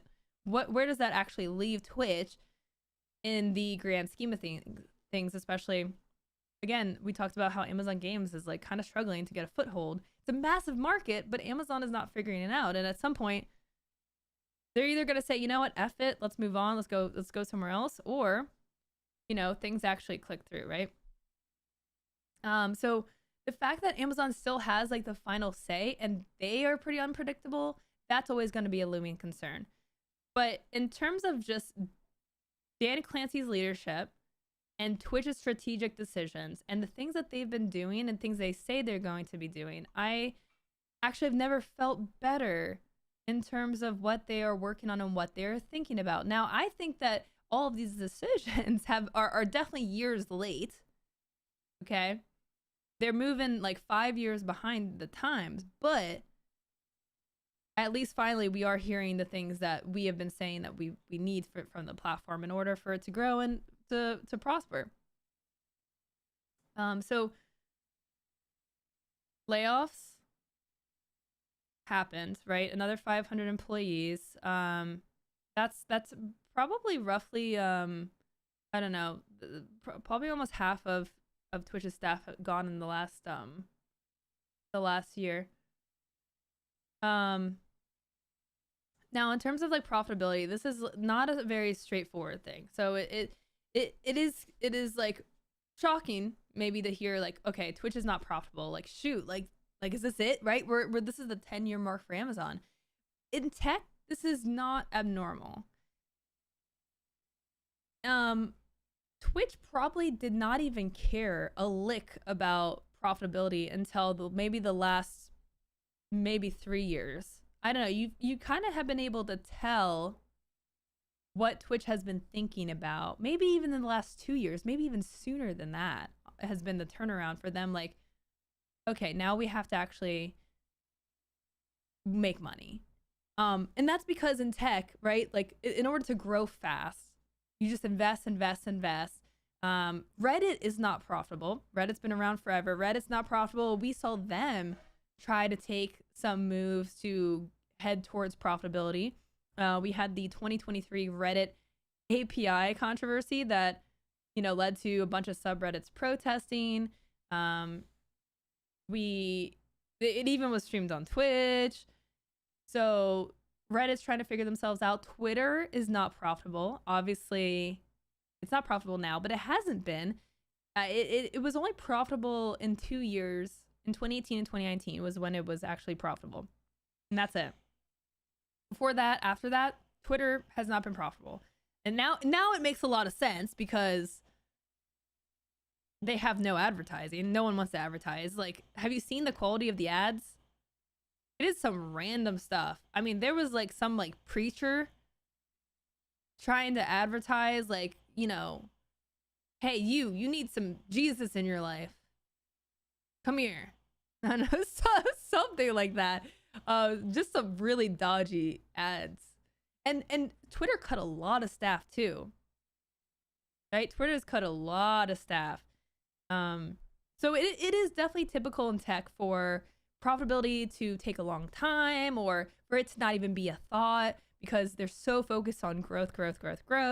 Now, because we're not seeing the growth anymore, we're like, they're switching gears. They're like, okay, well, how can we, make the site leaner? How do we work leaner and head to a path of profitability? Now, the thing about Twitch is this is a very unproven model, because YouTube is the closest, right? But YouTube is still a little bit different, but it is the closest model. But YouTube has the most powerful ad serving system on the internet, right? With AdSense. It did take YouTube some time to get to profitability. And it is with video content and allowing anyone to post video content, and with live streaming content, it's even more challenging because ads are not the best experience for viewers. Now, one thing that he did say in this video, I don't have the timestamp for this moment, but he did actually say that, there's no hard statistic that was given. I would be curious to see what the stat is, but he did say that there hasn't been a noticeable deterrence from streams who run ads by viewers. Like, retention has been okay. Let me see if I wrote down. Ads have not shown to affect retention much, is basically what he said. But again, it's still going to be always like a form of resistance for creators, because when you're streaming live, like, you don't really want to run ads over top your stuff necessarily. Now I'm like checking my ads, making sure they don't run soon. That being said, I do think that there's other forms of monetization that Twitch is leaving on the table. Like, there's one of the biggest forms of revenue. Okay, if we all right, pulling open the paint here. Pulling open the paint. So what are the biggest ways that streamers make money? Ads, subs, sponsorships. And depending on the size and the type of community you have, this looks very different. Like, sometimes ads are number one. For many creators, ads are way down here at the bottom, right? Like, sponsorships typically, for most creators at any level, massive. And now that's only if you can pitch yourself, if maybe you have an agency that helps you. Sponsorships are the biggest thing here. And that's like even considering like a sub split, I would say. Like, subs are okay, like, but again, they can be really hit or miss. Sponsorships, Twitch really hasn't tapped into sponsorships at all. You have the bounty board. It's like they tried, but this is massive. Like, there's so much money in marketing and sponsorships. Like, this is where Twitch is missing out on. Now, they did say, let me see. They have talked about, Dan Clancy has talked about, like, they are going to be working on sponsorship stuff. Let me see what the soundbite is. In terms of making the decision, we were bigger than we needed to in terms of the size we needed to be to service your needs. It's something that it's not just since COVID, and this is not unique to Twitch, that in fact it's quite common for tech companies to size their organization thinking about where they might be in 3 or 4 years. And of course, we have big dreams at Twitch in terms of where we're going to be and how we're going to be able to continue to grow with live streaming. However, we really need to run the company based upon where we're at today. We've implied this before. Okay, this is the unprofitable comment then, right? Like, then he says we're not profitable. There was it 20 minutes in where he talks about what they're working on. I can't give you a direct answer. Let me see if we can find it. I will tell you, in general, that will be driven by where our streamers are. It is the fact that many of our streamers are on Twitter. They use Twitter as a key part of how they engage. Oh, this is Mastodon, blah, blah, blah. We've been working on that. as a public standard, and that's going to be part of the standards that are published. So that way, other third parties can party multi-streaming. Right now, they wouldn't have already done the work. Teachers is also to support over time. We've already been looking across the company in terms of how to set us up for the long term. I think we will continue to evolve different aspects of our program, because part of what I'm trying to do is get us into a framework that can live over a long time. I think he's going to be talking about the Prime subs here. The size of the company is one of those things that gets us to the right size for the longer period of time. When we did Partner Plus, we structured that so that we could continue to move, as some people that are listening here may have read too. It was unfortunate, so it wasn't as long. What are the plans for Partner Plus and the and I want live streaming to be a career that use the same framework, and so that we don't have one deal for some streamers that they don't know about, and that everything we do is transparent. So we're going to keep doing that. We'd love to lower the threshold over time. That's something we'll always look to do. This is talking about like so that we Partner can help Plus share 70/30 more with and make those benefits available to more people. Zkatikas. With such large staff layoffs, will executives also, the ability to do moderation and other things? Okay. I can't find the clip of him talking about like future stuff, but okay, so like ads are really important, right? Like even though ads are, for a lot of creators, they're like, down here in the basement. For Twitch, ads are, I mean, they're at the top, right? Like ads are scalable. They can make more money. They can serve them better. Like there's no limit to ads. Subs, there's such there's so much fighting over the subs and the 50-50 split, but like honestly, it's gonna end up being absolutely nothing for Twitch. Like I could see sponsorships being very close to the top. Maybe never as high as ads, but this is where Twitch is eventually going to get.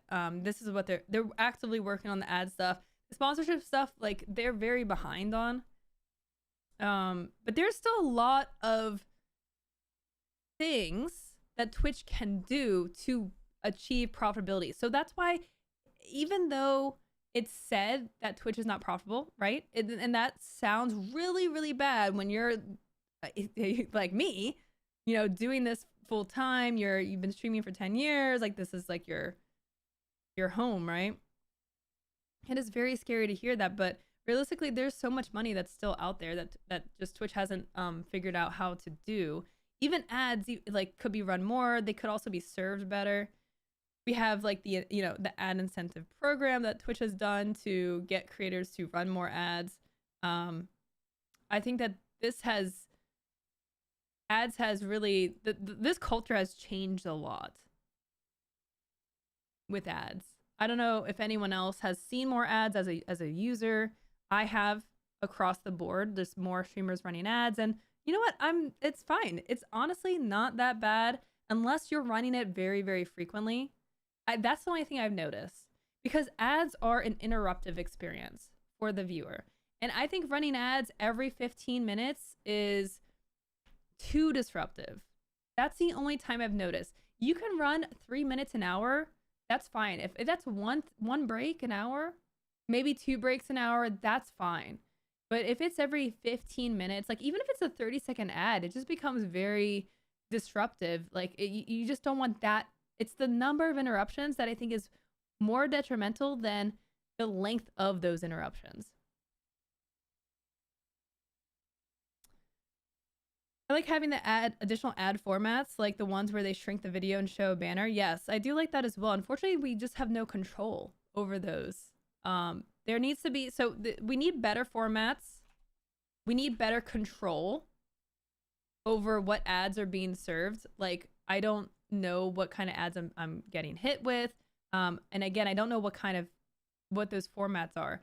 If I could guarantee non-intrusive ads, I would run those very frequently, and then run like the normal intrusive roles like just once an hour, right? or something like that. And maybe it doesn't even count that much against like your pre-roll removal.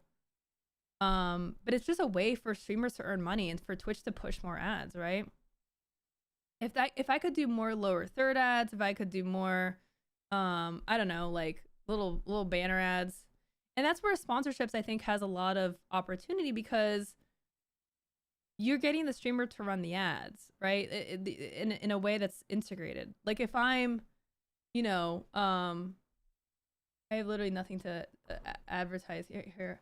If, you know, I could do an ad for, you know, mac and cheese flavored gummies brought to you by Kraft, and that's going to go over way better. Even if it's still 30 seconds of me doing this, is going to be way better and way more money for the streamer and Twitch than you hitting an ad and watching a 30-second video, right? It's just like they need to get their hand in that area of the pie. And on the streamer side, that's more ways to make money.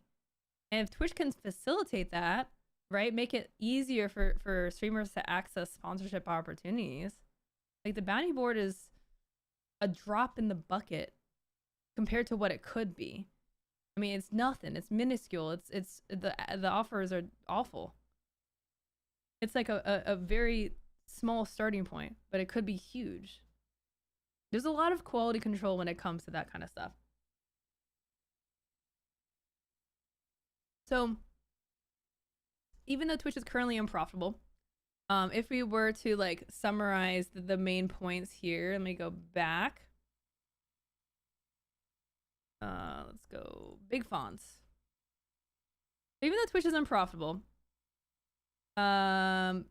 normal in tech. So overall, I'm not too worried. Twitch is unprofitable.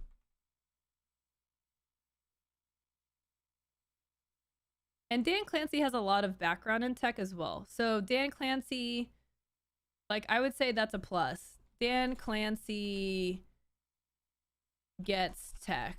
I also would say Twitch, Twitch understands the strategy, which is new, and that's really critical. The only thing I'm concerned about is like honestly their monetization approach. Like the thing they announced last year is they're working on like where you can pay for like a soundboard, right? Like for streamers, it's like that's already a thing. Like what? Like that's the best you've come up with? That's like what you're gonna entice people with? Is like a soundboard? Like come on. So I would say that is a concern. But they do understand the strategy of like how they need to kind of broaden the mobile use of the app or the platform. They're working on ads. They're working on collaborative tools. They're working on even discoverability mechanisms.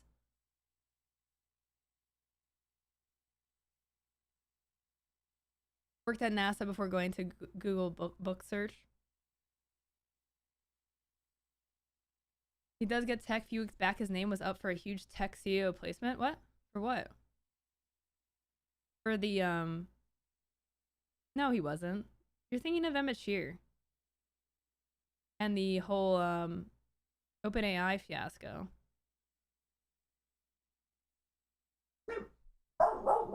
What? What? What, Booker? What's the matter? Have you tried the Stream Together beta? Yes, I use it for my interviews. Yeah.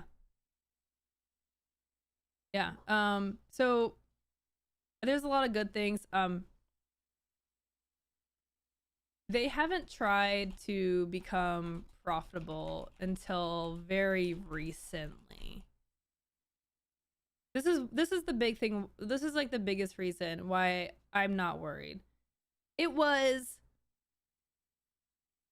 validating to hear the Twitch CEO say, hey, we're not profitable. Because it's been so highly speculated over, you know, the years. now now the clock is on. Like I would say now the clock is officially on. For Twitch, they're just kind of they're changing the whole approach to the platform.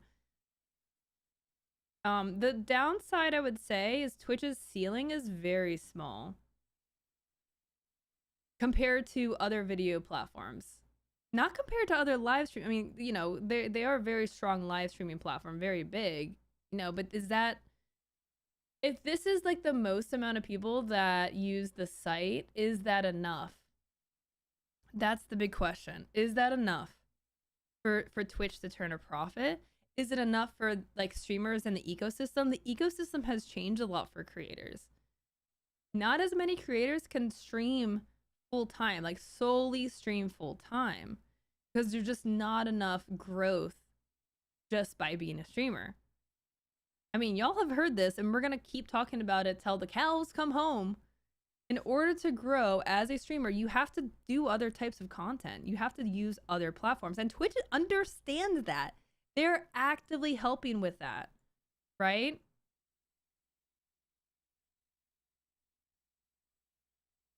Twitch understands how to help you succeed. So we have vertical clips post on other platforms, collaborative tools stream together. These are the big things here, right? Other platforms, networking, right? Rating, algorithmic improvements. These are the big things. Rating's kind of associated with the algorithm. Twitch is not going to become TikTok. They're not trying to be TikTok. They're just trying to keep users on their platform, use it more. Use it for more reasons rather than just the live streaming aspect, which is, again, just like not that appealing when you only have like 5 minutes to spare. I never see Twitch ads out there. They could use some. Yeah, I mean, that's something that I've said time and time again. Like, Twitch doesn't really acquire users.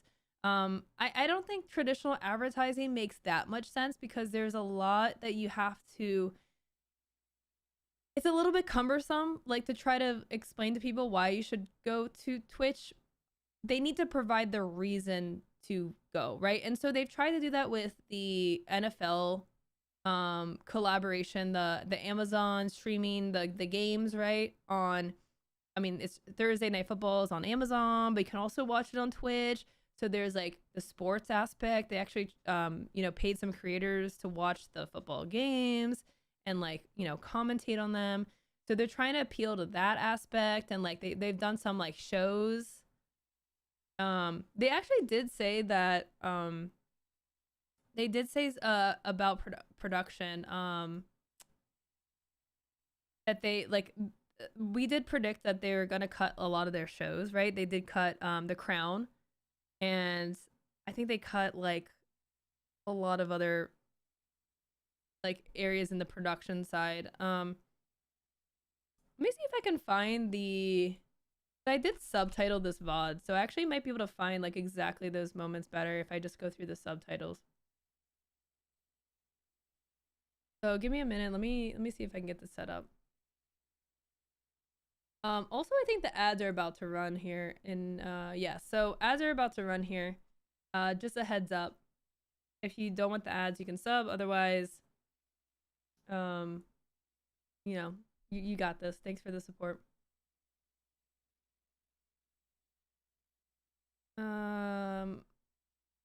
No, Arcadius, that doesn't really make sense. That's like very niche.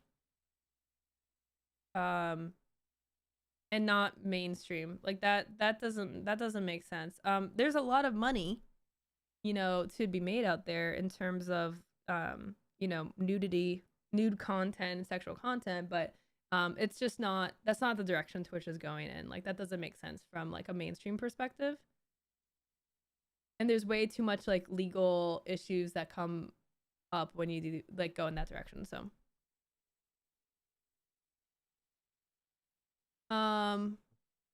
Okay, so what is this clip that I have here? All right.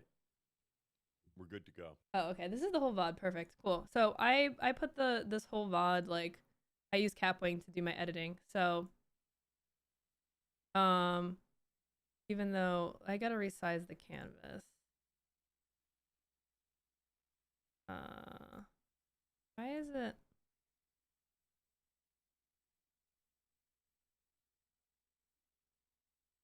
I don't know why it's doing this. Just put it back down. Okay. Okay. So let me go through here and see if I can find the moments that I was talking about here. The comments about the layoffs, blah blah blah, blah blah blah, blah blah blah. Past. Okay, so they did talk about. Oh yeah, this is the production thing. Yes. Okay, so they talked about Twitch rivals, and like this also hints at. This makes sense of why rivals was cut, and also why other areas of production are let me bump up the volume here. Our Twitch rivals are being cut. Twitch rivals is not ending. We're continuing to do rivals. We I'm in his damn ice. No, it's buffering. Evolving rivals over the last few years. It's his VOD.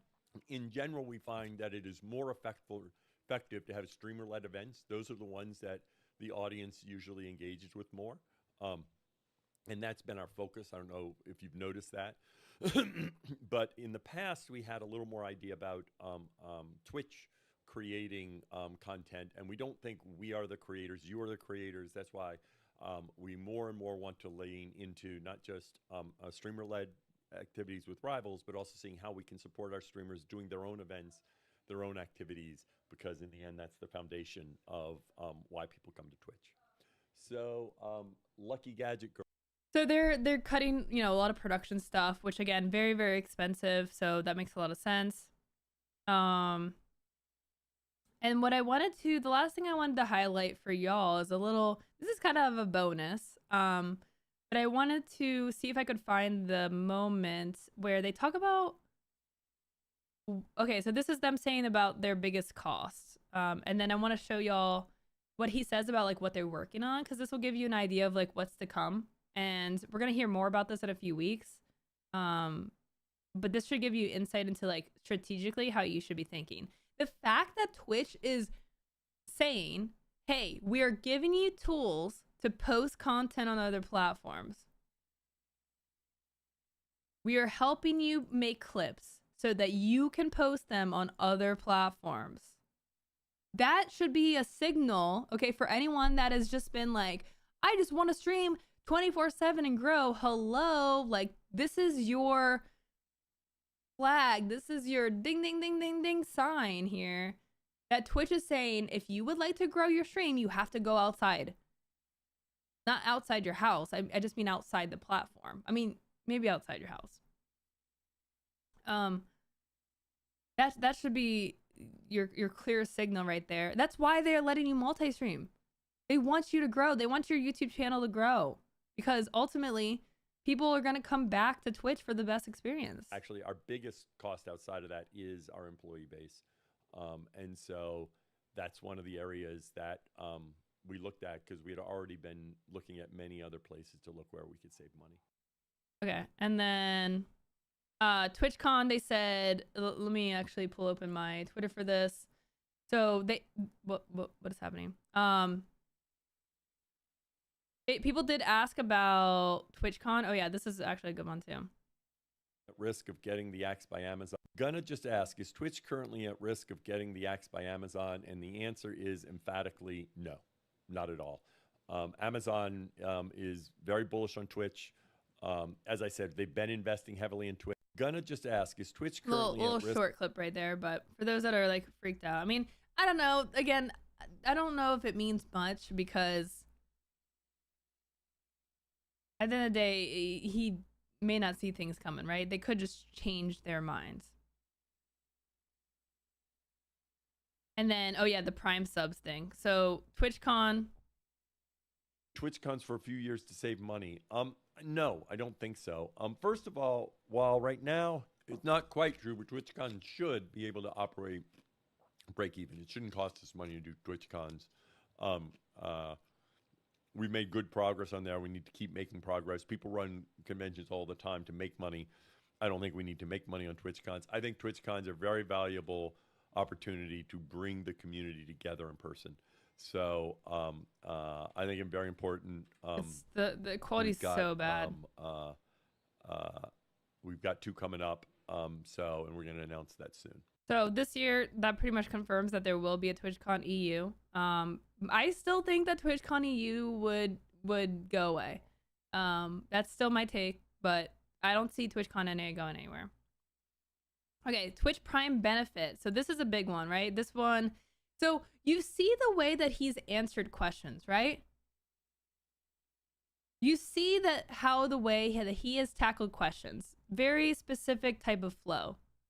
Now, listen to the way he answers this question. Prime is a critical program for many streamers. We've already been looking across the company in terms of how to set us up for the long term.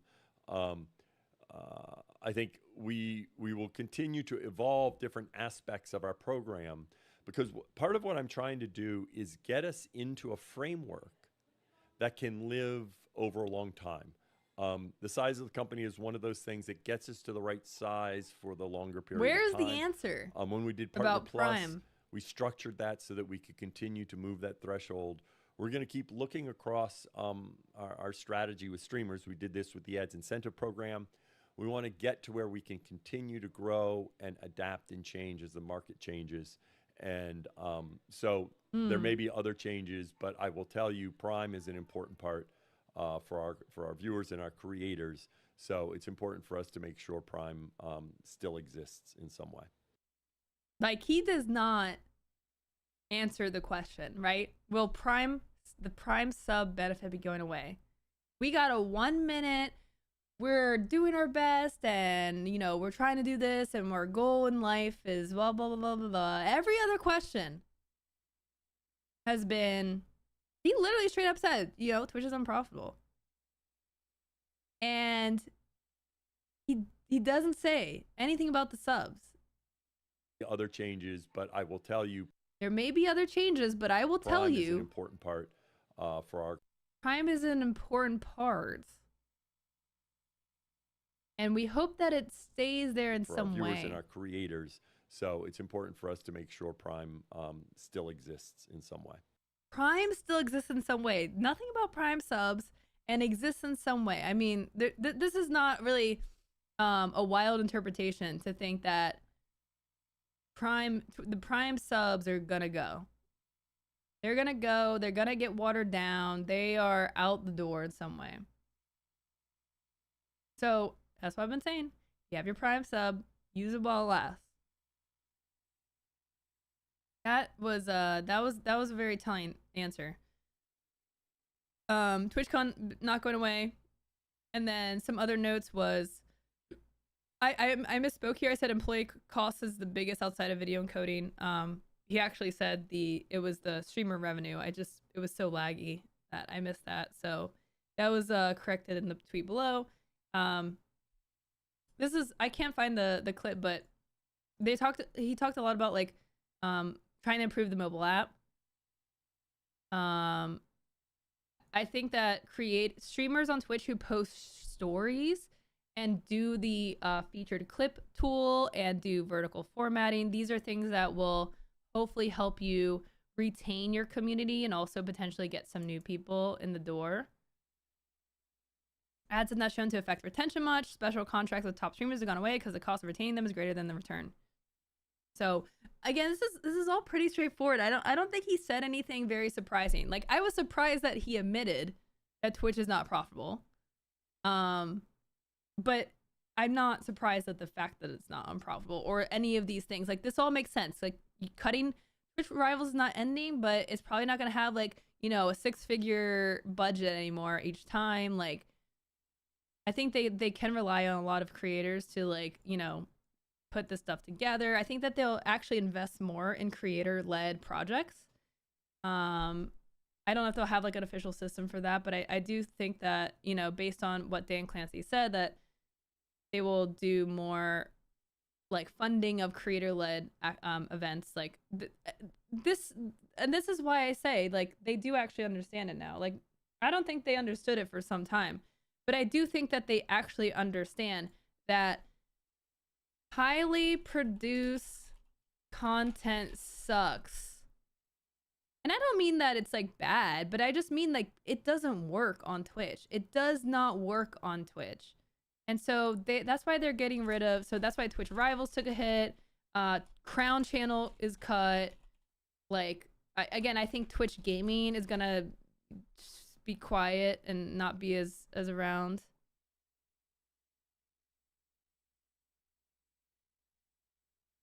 And yes, Twitch does have more opportunities to save money. So we like the whole the enhanced broadcasting thing, which we have a video about. Like that's definitely very promising. So overall, apart from the just the looming like Amazon can be unpredictable thoughts that exist. Other than that, I think if you just look at Twitch as a company, even though the layoffs feel really bad, I do feel like Twitch has shown that they understand what they need to do now. I'm very excited about the technological improvements with AV1, enhanced broadcasting, like that. Like seeing that Twitch make it a technical advance in the live streaming space for the first time since, you know, they were acquired, basically, right? I think the advancement that they had was like, you know, they did low latency. But I think that's just like really just having more servers. So that's pretty exciting. And yeah, I think overproduced content, money sink. I think monetization we'll see in a couple weeks here. Before the end of the month, I think they'll be posting a roadmap of what the plans are for this year. And I swear, if really they only talk about freaking sound bites, I'm gonna have to have a talk with Mike Minton, because that's not going to do anything. Like, that's not new. It's already a thing. All you're doing is undercutting extensions that already do that stuff. Like, that's not really groundbreaking. Like, come on. Like, like, you guys can think of something better than that, right? Like, jeez. So let me know what you think. Do you feel better after this discussion? Do you still feel scared? Day to day, you know, nothing should really change here. Like I said in our last video about the layoffs, the only thing I would say is really you should listen to what Twitch is saying about what they're focused on. Okay? Like using, like actually collaborating with other creators, doing vertical content, posting on other platforms. Twitch is saying, we can't really grow you that well. You need to do these things. You have to do these things. This is what you need to do.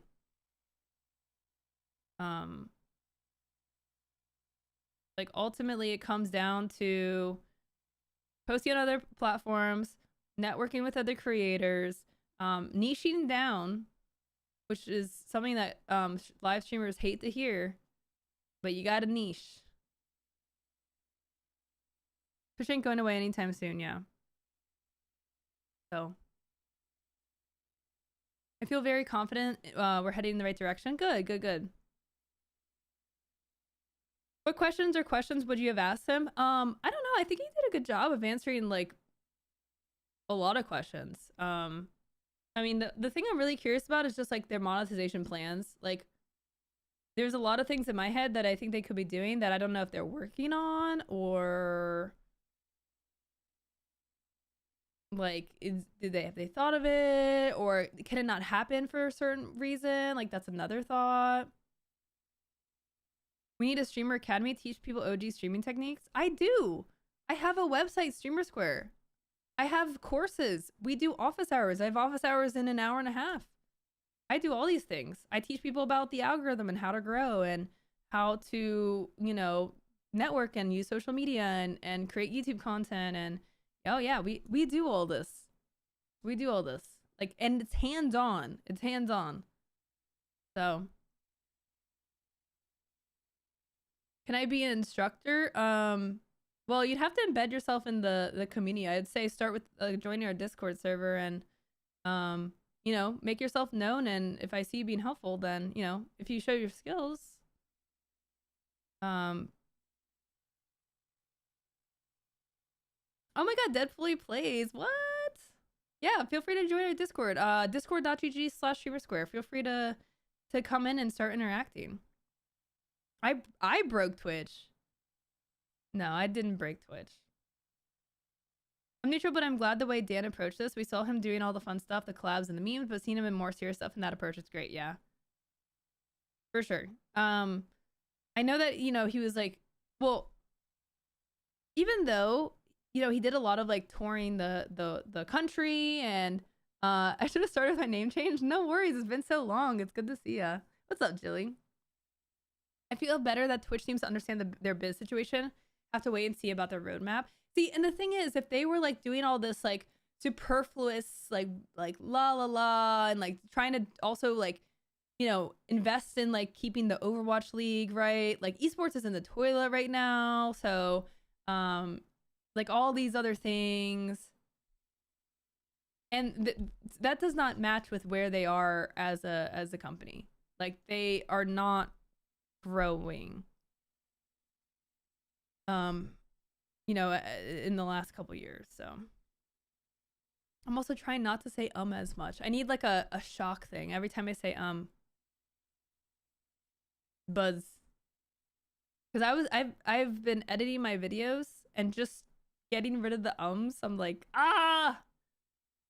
need to stop. I'm like mad at myself. I can't help it. When you're live, you're always talking and thinking, and it doesn't really matter when you're live. It definitely matters in a VOD. It is very noticeable. Just do Keck instead. I'll just pause. It's fine. I'll pause and gather my thoughts. We can make a plugin that turns red when you say Every time you say mods release the moly for 2 minutes. I would be in such moly debt if that were a thing. Everyone who streams below 75 viewers costs Twitch money. Most streamers cost Twitch money. It's not even below 75. Like, that doesn't mean anything. That's not a magic threshold. There are some affiliates that have more subs than a partner who has 1,000 viewers. What's up, Alejo? Editing pain is real, I know. It is so time consuming. I'm trying to figure out, like, I posting consistently is so difficult. How what? I do see TikTok viewers coming to Twitch during multi-streaming to participate in sub goals, yes. The fact that they have an entire music catalog and can't find a mild bump in money cost for Amazon Music Unlimited, yeah, that ship has sailed. What you said about affiliates, because it's not about like there's no difference between being a partner and being an affiliate. There's nothing. You don't, like, partners don't make more money. Partners don't necessarily have more viewers. It's all about community. That is a very central theme that you always have to remember when it comes to Twitch. Okay? Number one theme on Twitch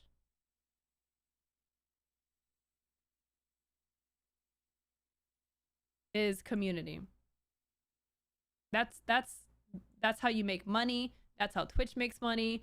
That is why it is so important for Dan Clancy to be a part of the community. I spelled community wrong.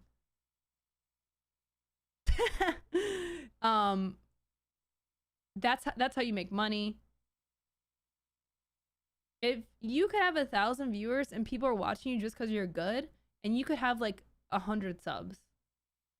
You could have 100 viewers and have 1,000 subs. When I was doing gaming content and doing community events and stuff, I had over 1,000 subs like all the time, and I averaged 300, 400 viewers. I mean, I had 1,000, 2,000 subs. It really comes down to this theme, and this is unique. This, I would not describe TikTok as community oriented. YouTube is kind of with community. It definitely has gotten there, and you can make more money if you focus on community, but it's not the number one driver. It's not the number one driver for why you watch a streamer or why you sub to a streamer, why you keep coming back. This is it here. That's really like the most important theme that you like. This is how you need to think about your community leader. That's who you are. And so this is so important, because if you want to grow, what do you need to do? Like, how do you build a community if you have no one watching? You have to get people to watch. How do you get people to watch? Post on socials. Post what on socials? Post what on TikTok? What are you posting? What are you posting? Like, it's not just anything. You have to have purpose. Purpose. You need purpose in your content. You need to give people a reason to care about you. Why should someone care about you? Poor boys. Why should someone care about what you're creating? It doesn't have to be the most unique content, right? But you have to do something that has an angle. You need an angle. There are way too many people out there. And I tweeted about this. I said, you know, TikTok really changed the whole game, because originally you could stream on Twitch, and if you were streaming and you were entertaining and you were live, you know, 6-7 days a week, that was it. That was all you needed to do. It doesn't matter what you really played. You just needed to be live. And now anyone can do it. And Twitch is making that easier with enhanced broadcasting. And that's a good thing. We want it to be more accessible. But on the other hand, you can't just like go live and stream whatever and do whatever you want. No one owes you anything. You owe people something. You owe people a reason to watch. You owe people a service if you want people to give a crap about what you're doing. You could spam your links in every Discord server that exists. You could put your stream link on a billboard in Times Square. It won't do anything. This is why, like, people look at the Twitch front page. That's nothing. That's nothing if you don't have purpose. And this theme has been discussed a lot when it comes to YouTube, right? Like, you can't just put your VODs on YouTube. No one wants to watch a random person in their 4-hour live stream of whatever game. Like, there's just, people don't have the time. Usually what people do is they have an educational angle or an entertainment angle, right? And you can also do both, right? Edutainment is also a possibility. So you can also do both. You can do either or both, right? So how to, news, guides, like tips and tricks. This is for anything. This is for a game that you're really into, right? Like Tarkov. You're really into Escape from Tarkov. Entertainment, skill, comedy, improv, interaction. And then you also have like the community aspect, right? The community aspect can be here. Community equals retention and money. You build a community, you're getting people to come back. That's how you grow, right? Retention, so that's growth because you're building upon it. And then money, that's how you're going to finance what you do. Where'd my words go? But this comes last. This comes last, right? This is like after you have purpose. You can't just like have a community. It just doesn't happen. You need to have a reason why people are coming together. Is it because you're, is it like, are you appealing to like the queer community? Is it a safe space? Do you play sim games? Is it over your passion for dogs? Does everyone on your channel like obsessed with dogs or food? There's, many different aspects that you can appeal to. But you have to really lean on something. You have to lean on something. If you don't see yourself as an entertainer or an educator, you need to find what you are. Now, entertainment can be trained. Like, you can do improv classes. You can, you can practice, right? Educational is more planning. It's keeping up with the games. It's being the leader for like how to do something or if something changes, right? And again, it doesn't have to be strictly either or, but this is purpose here. This is purpose. Boom, boom. So YouTubers have started to understand this. They've been talking about this forever. Twitch streamers, they really don't like to hear this. They really want to play whatever they want, whenever they want. They want to grow. And if you want to grow, you're going to be wanting to grow for your entire life. But if you actually want to see results, this is what you got to do. You got to suck it up and you got to pick a direction. And that doesn't mean you're not allowed to play anything else or you're not allowed to do anything else with your content. It just means the purpose, you're serving an audience. Purpose, find your audience. Find your people. Figure out who your people are. You can't just cater to everyone. That's too generic. It's too broad. It's not interesting. You're not that interesting. Now, if you get popular, then you will have that status where you can have more bandwidth. People like Pokimane, for example, right? Where, she went in one direction, she networked, she got popular, and then now she barely streams. She does YouTube, she's taking a break, she's like doing different content, she's making cookies. Do you have more leverage to do whatever you want when you actually grow in one direction? And this also will help you not try to turn everything into content. You don't have to turn every single one of your hobbies into content. Just pick the thing that you are the most interested in. Pick whatever game you really like or a genre of games that you really like or a topic or a hobby that you're very passionate about and lean into it and just boom, boom, boom, pump the content out in, again, entertainment or educational or both. Do something with the purpose that serves a particular audience. If you don't do this, then I can't help you. If you do not do this one thing here, you cannot be helped. And yeah, of course there will always be people that maybe they've done variety, they've grown a little bit. It's very far and few between. If you actually want to grow and you want to grow fast and you want to grow this year and not be stuck at 3 viewers for 5 years, throw everything out the door and have some discipline. Now, I have to give you guys the hard talk here because that's what I do and I don't want to waste your time. I am not going to butter you up and say just believe and just have fun. You can just make it if you just believe in yourself.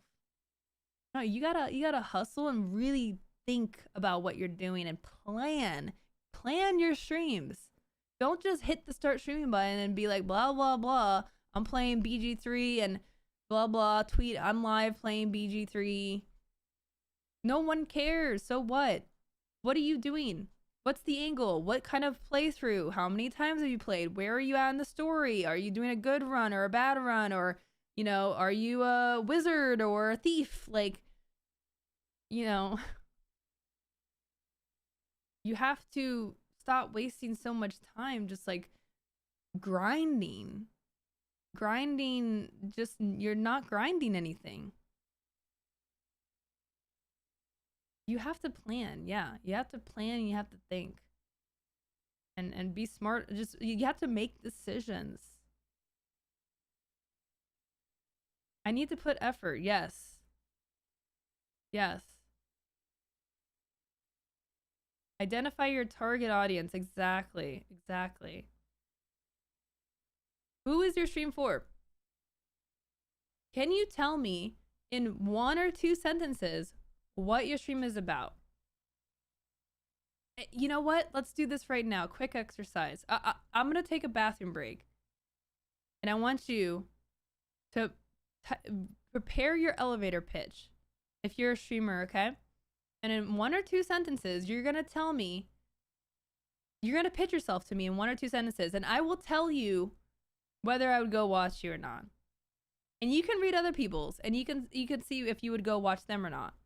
And you'll see what you need to do. And if you can't do this, then you have some work to do, right? Like this is step 1 here, because how are you going to get people to watch you if you can't convince them? That's like that's the whole fundamental flaw, is like people just think if they tweet enough, if they are just loud about their Twitch link, that eventually someone will come by. And it's just like, yeah, I got no reason. I'm not sold on this. You're trying to sell yourself, right? Like you're trying to sell yourself. So tell me why you'd be entertaining, okay? That is your assignment. Let me run to the restroom real quick. I will be right back.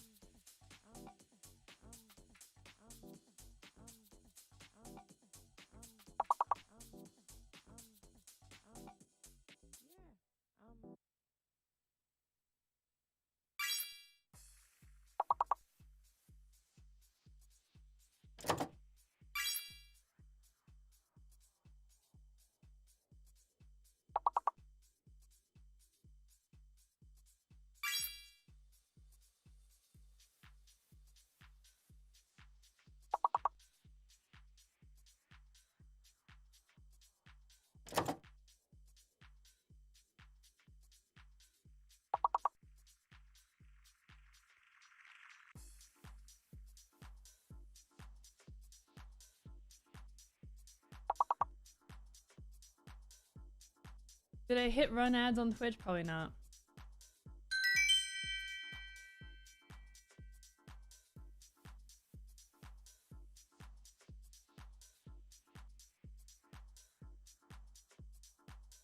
Okay. I had to do it now. All right. Let me catch up on some subs and resubs here. We got Skomar coming in with the 102 months. We need more fish molly. Thank you, Skomar. Well, you have a fish molly, you have a blobby emote. Animated emos for 3 months, chat. All right, I already put in my calendar when I'm getting rid of it, so. Dylan with the 71 months. Oh, what were you trying to screenshot? Did you get the screenshot? Community. Turan with the 103 months. Turan, hope you're doing well. Broza with the 46 months. Greggle with the 105 months. Wow, Greggle's here. Wow. Lamaletta with the 60 months. Making Twitch profitable, one resub at a time. Oh my god, Mr. Frosty with the 1,000 biddies. Thank you so much, Mr. Frosty. Oh, Voxen. Anubis with the 109 months. And Mr. Frosty with the 11 months. Thank you all so much for the support. Thank you all so much. DRM gifting 6 months of sub to VO. Thank you, DRM. We too will get to 10,000 subs. Cianto the 53 months. Vroom with the 114 months. Holy whack-a-mole. Thank y'all so much. Cute emote, but death to Blobby. Thank y'all so much for the resubs today. I super appreciate the support. Thank you guys so much. This is our first multi-stream to YouTube. So if you're on YouTube, feel free to say hi. Thanks for watching over there. We plan on continuing to multi-stream to YouTube whenever we do our like shows. So whenever we do our news, we will be streaming to both. What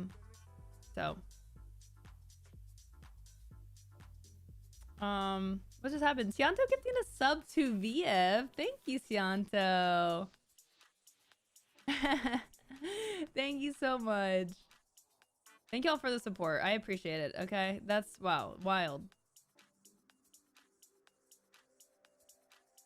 She keeps hearing you saying things and going, oh my god, I love her. That's awesome. Okay, so chat. Elevator pitch. Who has an elevator pitch for me? I want to hear what you got.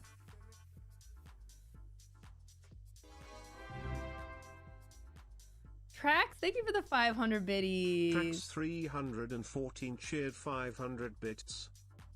Thanks for the biz content. Thank you, Trax. Thank you so much. I hope that you have found this enlightening. I'll make you laugh all stream long and give you my stock picks, making 25% a year. Oh, too bad I don't stream right. I mean, yeah, I mean, see, but that has appeal, right? That has an appeal for sure. So for me, I've been a content creator for 10 years and I use my knowledge to help other streamers learn how to grow, to keep up with the industry. So we talk a lot about Twitch news. I do advice. I also run a company called Streamer Square. So my whole focus is helping other streamers and content creators understand the industry better and learn how to grow their stream. That's my pitch. So my content, my audience is streamers and content creators. That's my target audience. And I do that by posting about news, posting advice on social media. That's my strategy. So I'm focusing a lot more on YouTube this year because Twitch is a great place to have the conversations, but it's actually not been helping me grow. My growth has come from Twitter primarily. And I want to expand that to, because I don't like using Twitter that much at all. So I want to actually grow through YouTube and short form content. So that's why my big focus this year is YouTube, because I would like to grow. I would like my company to grow. And that is how I plan to achieve that. Okay, so Echo Byte says, my content centers around playing single player games, whether it's striving to collect all the upgrades in Metroid or sharing an emotional moment in a great story. So that's a pretty good starting point. You're telling me what games you're playing and what that experience is.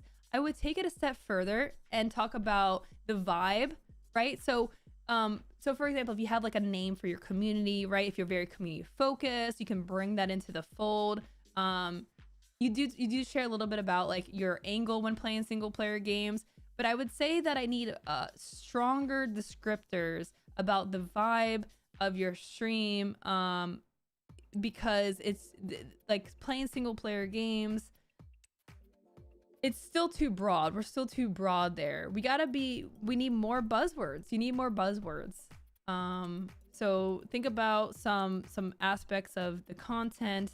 Is it hilarious, right? Is it like a knee-jerk content? Is it react content? Is it You know, are you more emotionally driven, or do you have like a mental health element, right? Like on a lot of creators, like that aspect. Is it cozy? Is it chaotic? More descriptors. I haven't streamed in a decade. Watch me fumble about as I rediscover how to talk to people. I don't know if this is a serious one, but it's okay. Now I don't know what everyone else thinks, but I tend to not really be interested in content where people say that like, they're bad at something. Like, and I've seen people do this in their titles where they're like, you know, worst Tarkov player or something. And I get that it's like, I guess you're going for like the humor angle, but to me, it's not enough to click. If I'm like, and I'm using Tarkov as an example, but for a lot of games, it's like, again, am I going to be entertained, or is it going to be educational? And when you say that you're bad at something, you're not really doing either of those, right? If we go back to this, like, you're definitely not educational because you're bad at the game. So you're probably not going to be able to teach me anything. And on the entertainment side, like maybe you have the comedy, but that to me doesn't come across when you say, I'm bad at streaming, I'm bad at gaming, I'm bad at this game. You know, you may be bad at that, but you have to make it up in some other way, which is going to be your comedy, right? What's up, CVS?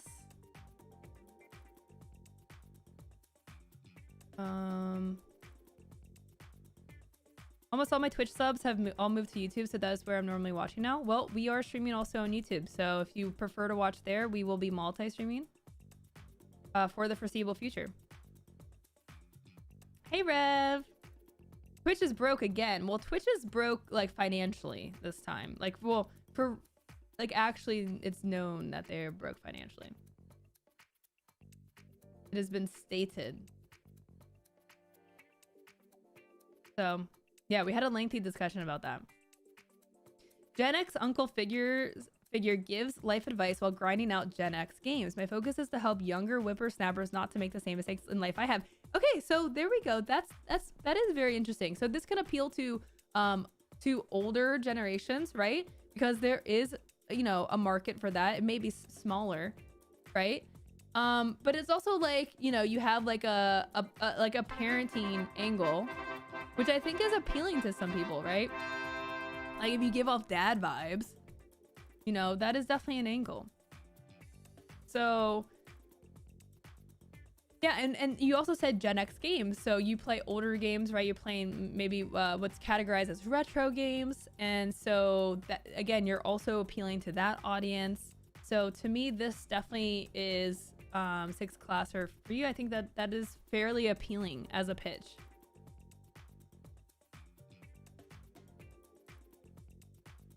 Join me as we discover the mysteries of the placid plastic duck pool. I mean, you're just saying the game you're playing, but why should I care about you? You're just telling me what game you're playing.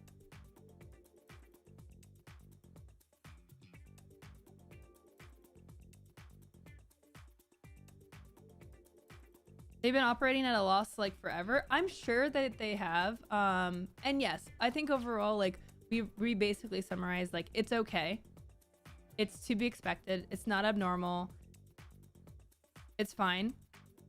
It's good to know, to like understand as a viewer why things like, you know, a 70-30 sub split's not going to happen anytime soon. I don't mean being off subject, but is your water cold in your state? It's cold. I mean, it's like 15 degrees out right now.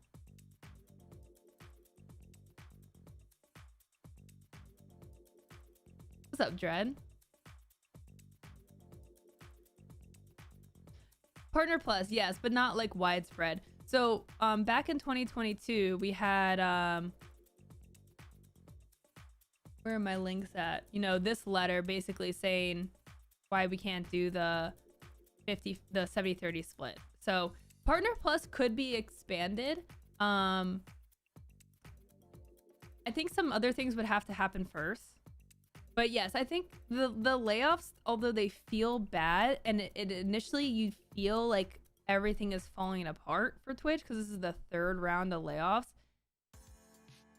I don't feel uncomfortable with where Twitch is positionally, because now we know they're not profitable, and with employee costs being such a financial burden on the balance sheet, Twitch is leaner, right? They're leaner. They could get there.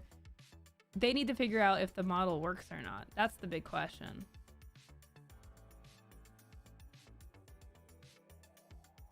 Partner Plus is definitely a good step, for sure. It's tough to get there. I don't qualify for Partner Plus. I thankfully have a 70-30 split from, you know, the before times. I don't know if that will ever change. If that does, that would really suck. In Ohio is 9 degrees below zero. Oh my gosh. Yeah, it's like 15 degrees. It's icy. I had to go outside and wrap my hose in a towel. And it was icy this morning. But we're fine. We have power. We have water. We got our one of our faucets on a little drip. So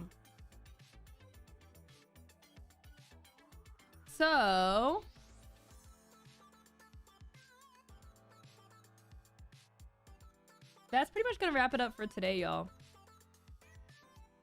We had a lot of good stuff here. So I've got office hours in less than an hour. So if you're a streamer, check out my website, streamersquare.com. We have courses. We do one-on-one consulting. So we have, you know, if you need more help with YouTube, Sam Woodhull is a YouTube expert. And Dylan also has been crushing it at YouTube lately. And even though his channel is small, his videos get thousands and thousands of views. So if you need more YouTube help, highly recommend checking them out. Book a one-on-one session or join our membership program, because that's going to give you access to a ton of cool things. You're going to get access to things like our courses. We've got opportunities here. So we've got a bunch of things for you to sign up for, whether it's game codes or channel events or PR lists. There's tons of stuff here. And then also with our events, like I said, we have office hours coming up here at the top of the hour. So this is Central Time. So we got office hours here. We had a goal setting discussion last week. So we do stuff every single month. So if you're a streamer and you want to learn more, you should join our website. In terms of growing your stream, we actually have like a 5-module course on growing your stream. It's very, very handy. There's a lot there. There's a lot of stuff. You know, VTubing, microphones, lots of stuff here. So some good nuggets of information. So other than that, I may not be streaming the rest of the week. It just depends on if there's like a lot of news or something that drops this week. Otherwise, I'm going to be working on YouTube content. So a lot of the things you see from today's stream will be going up as videos. If you're watching, you want to watch the full VOD, that's already up on YouTube. So you can go watch the full VOD. You can scrub through there, where we're going to be putting like highlights and shorts from today's content.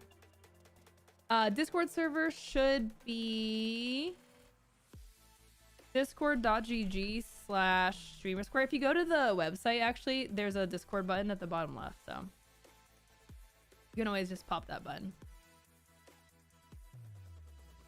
So yeah, I've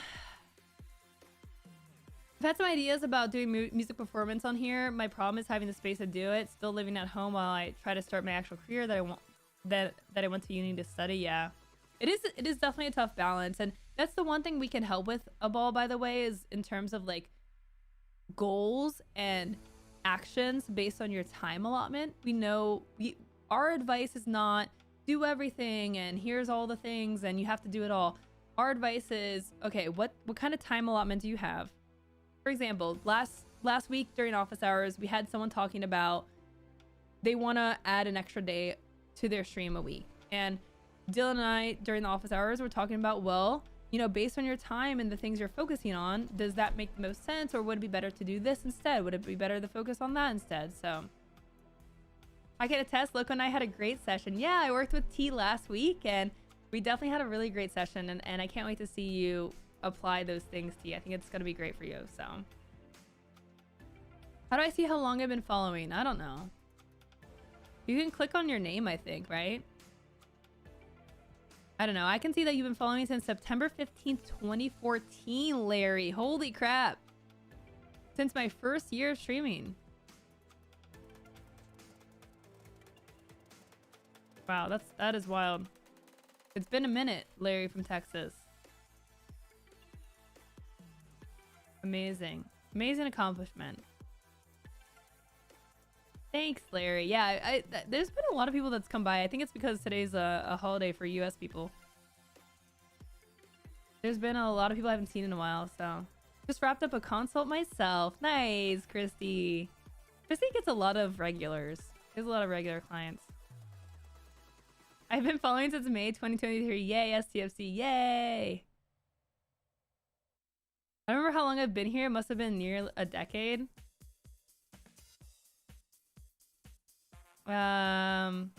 Following since September 16th, 2014. There you go.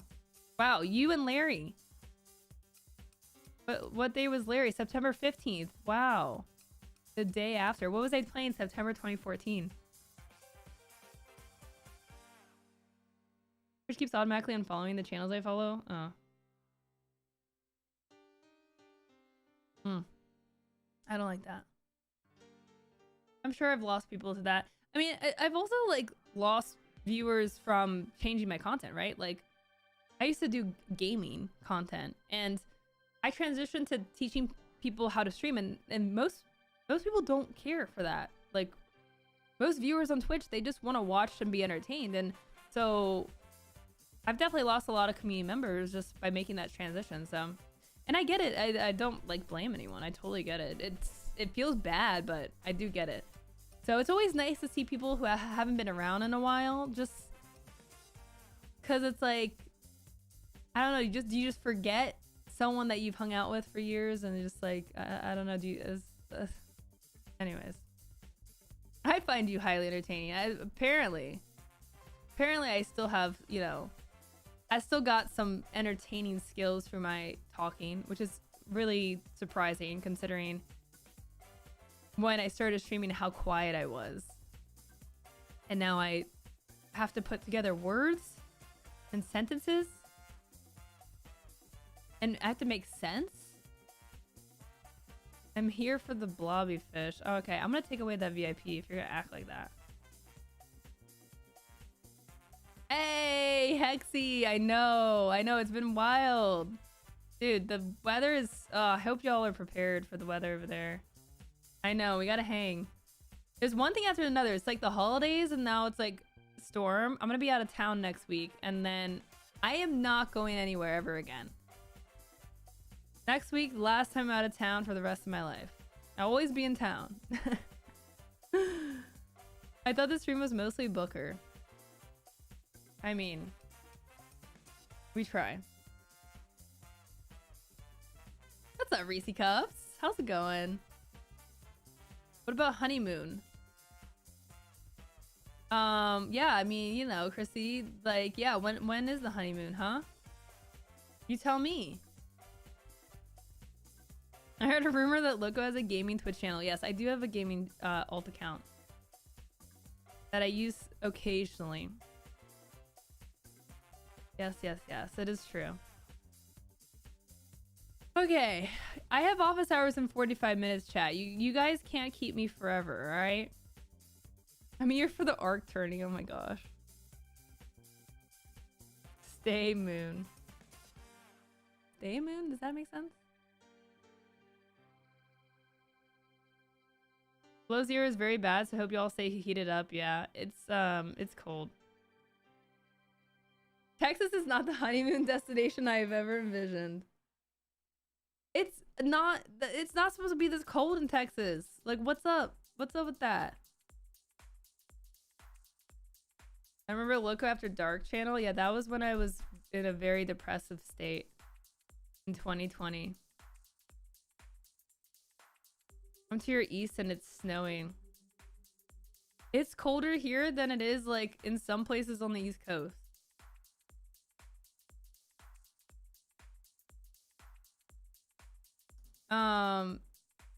Yeah, you can just go elsewhere, Shifty5. You can just like look at other categories. Like those are only 2 categories on the platform. So you can just not look at those categories.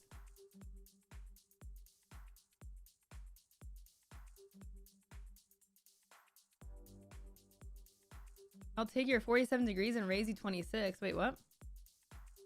It's 17 here. So, what are you talking about? 47 degrees. It is 17 degrees.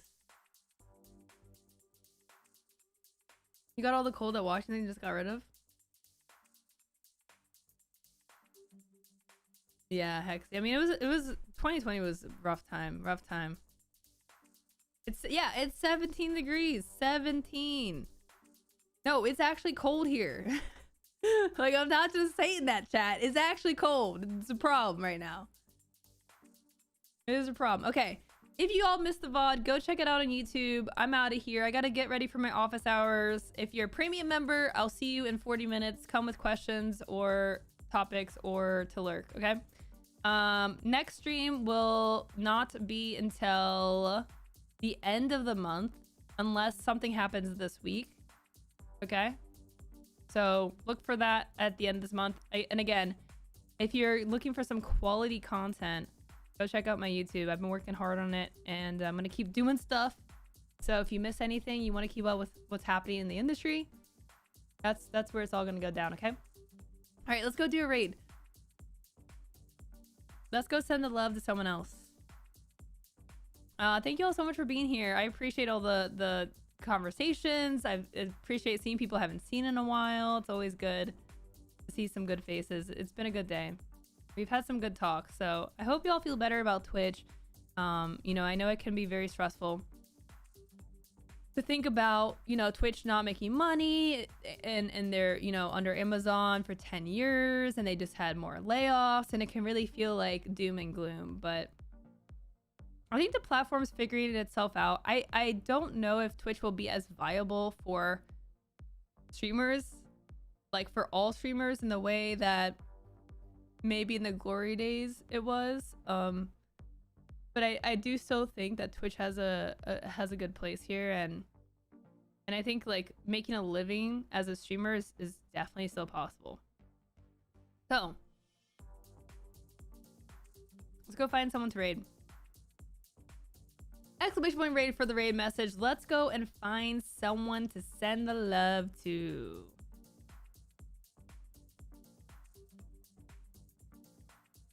Let's see who's online here.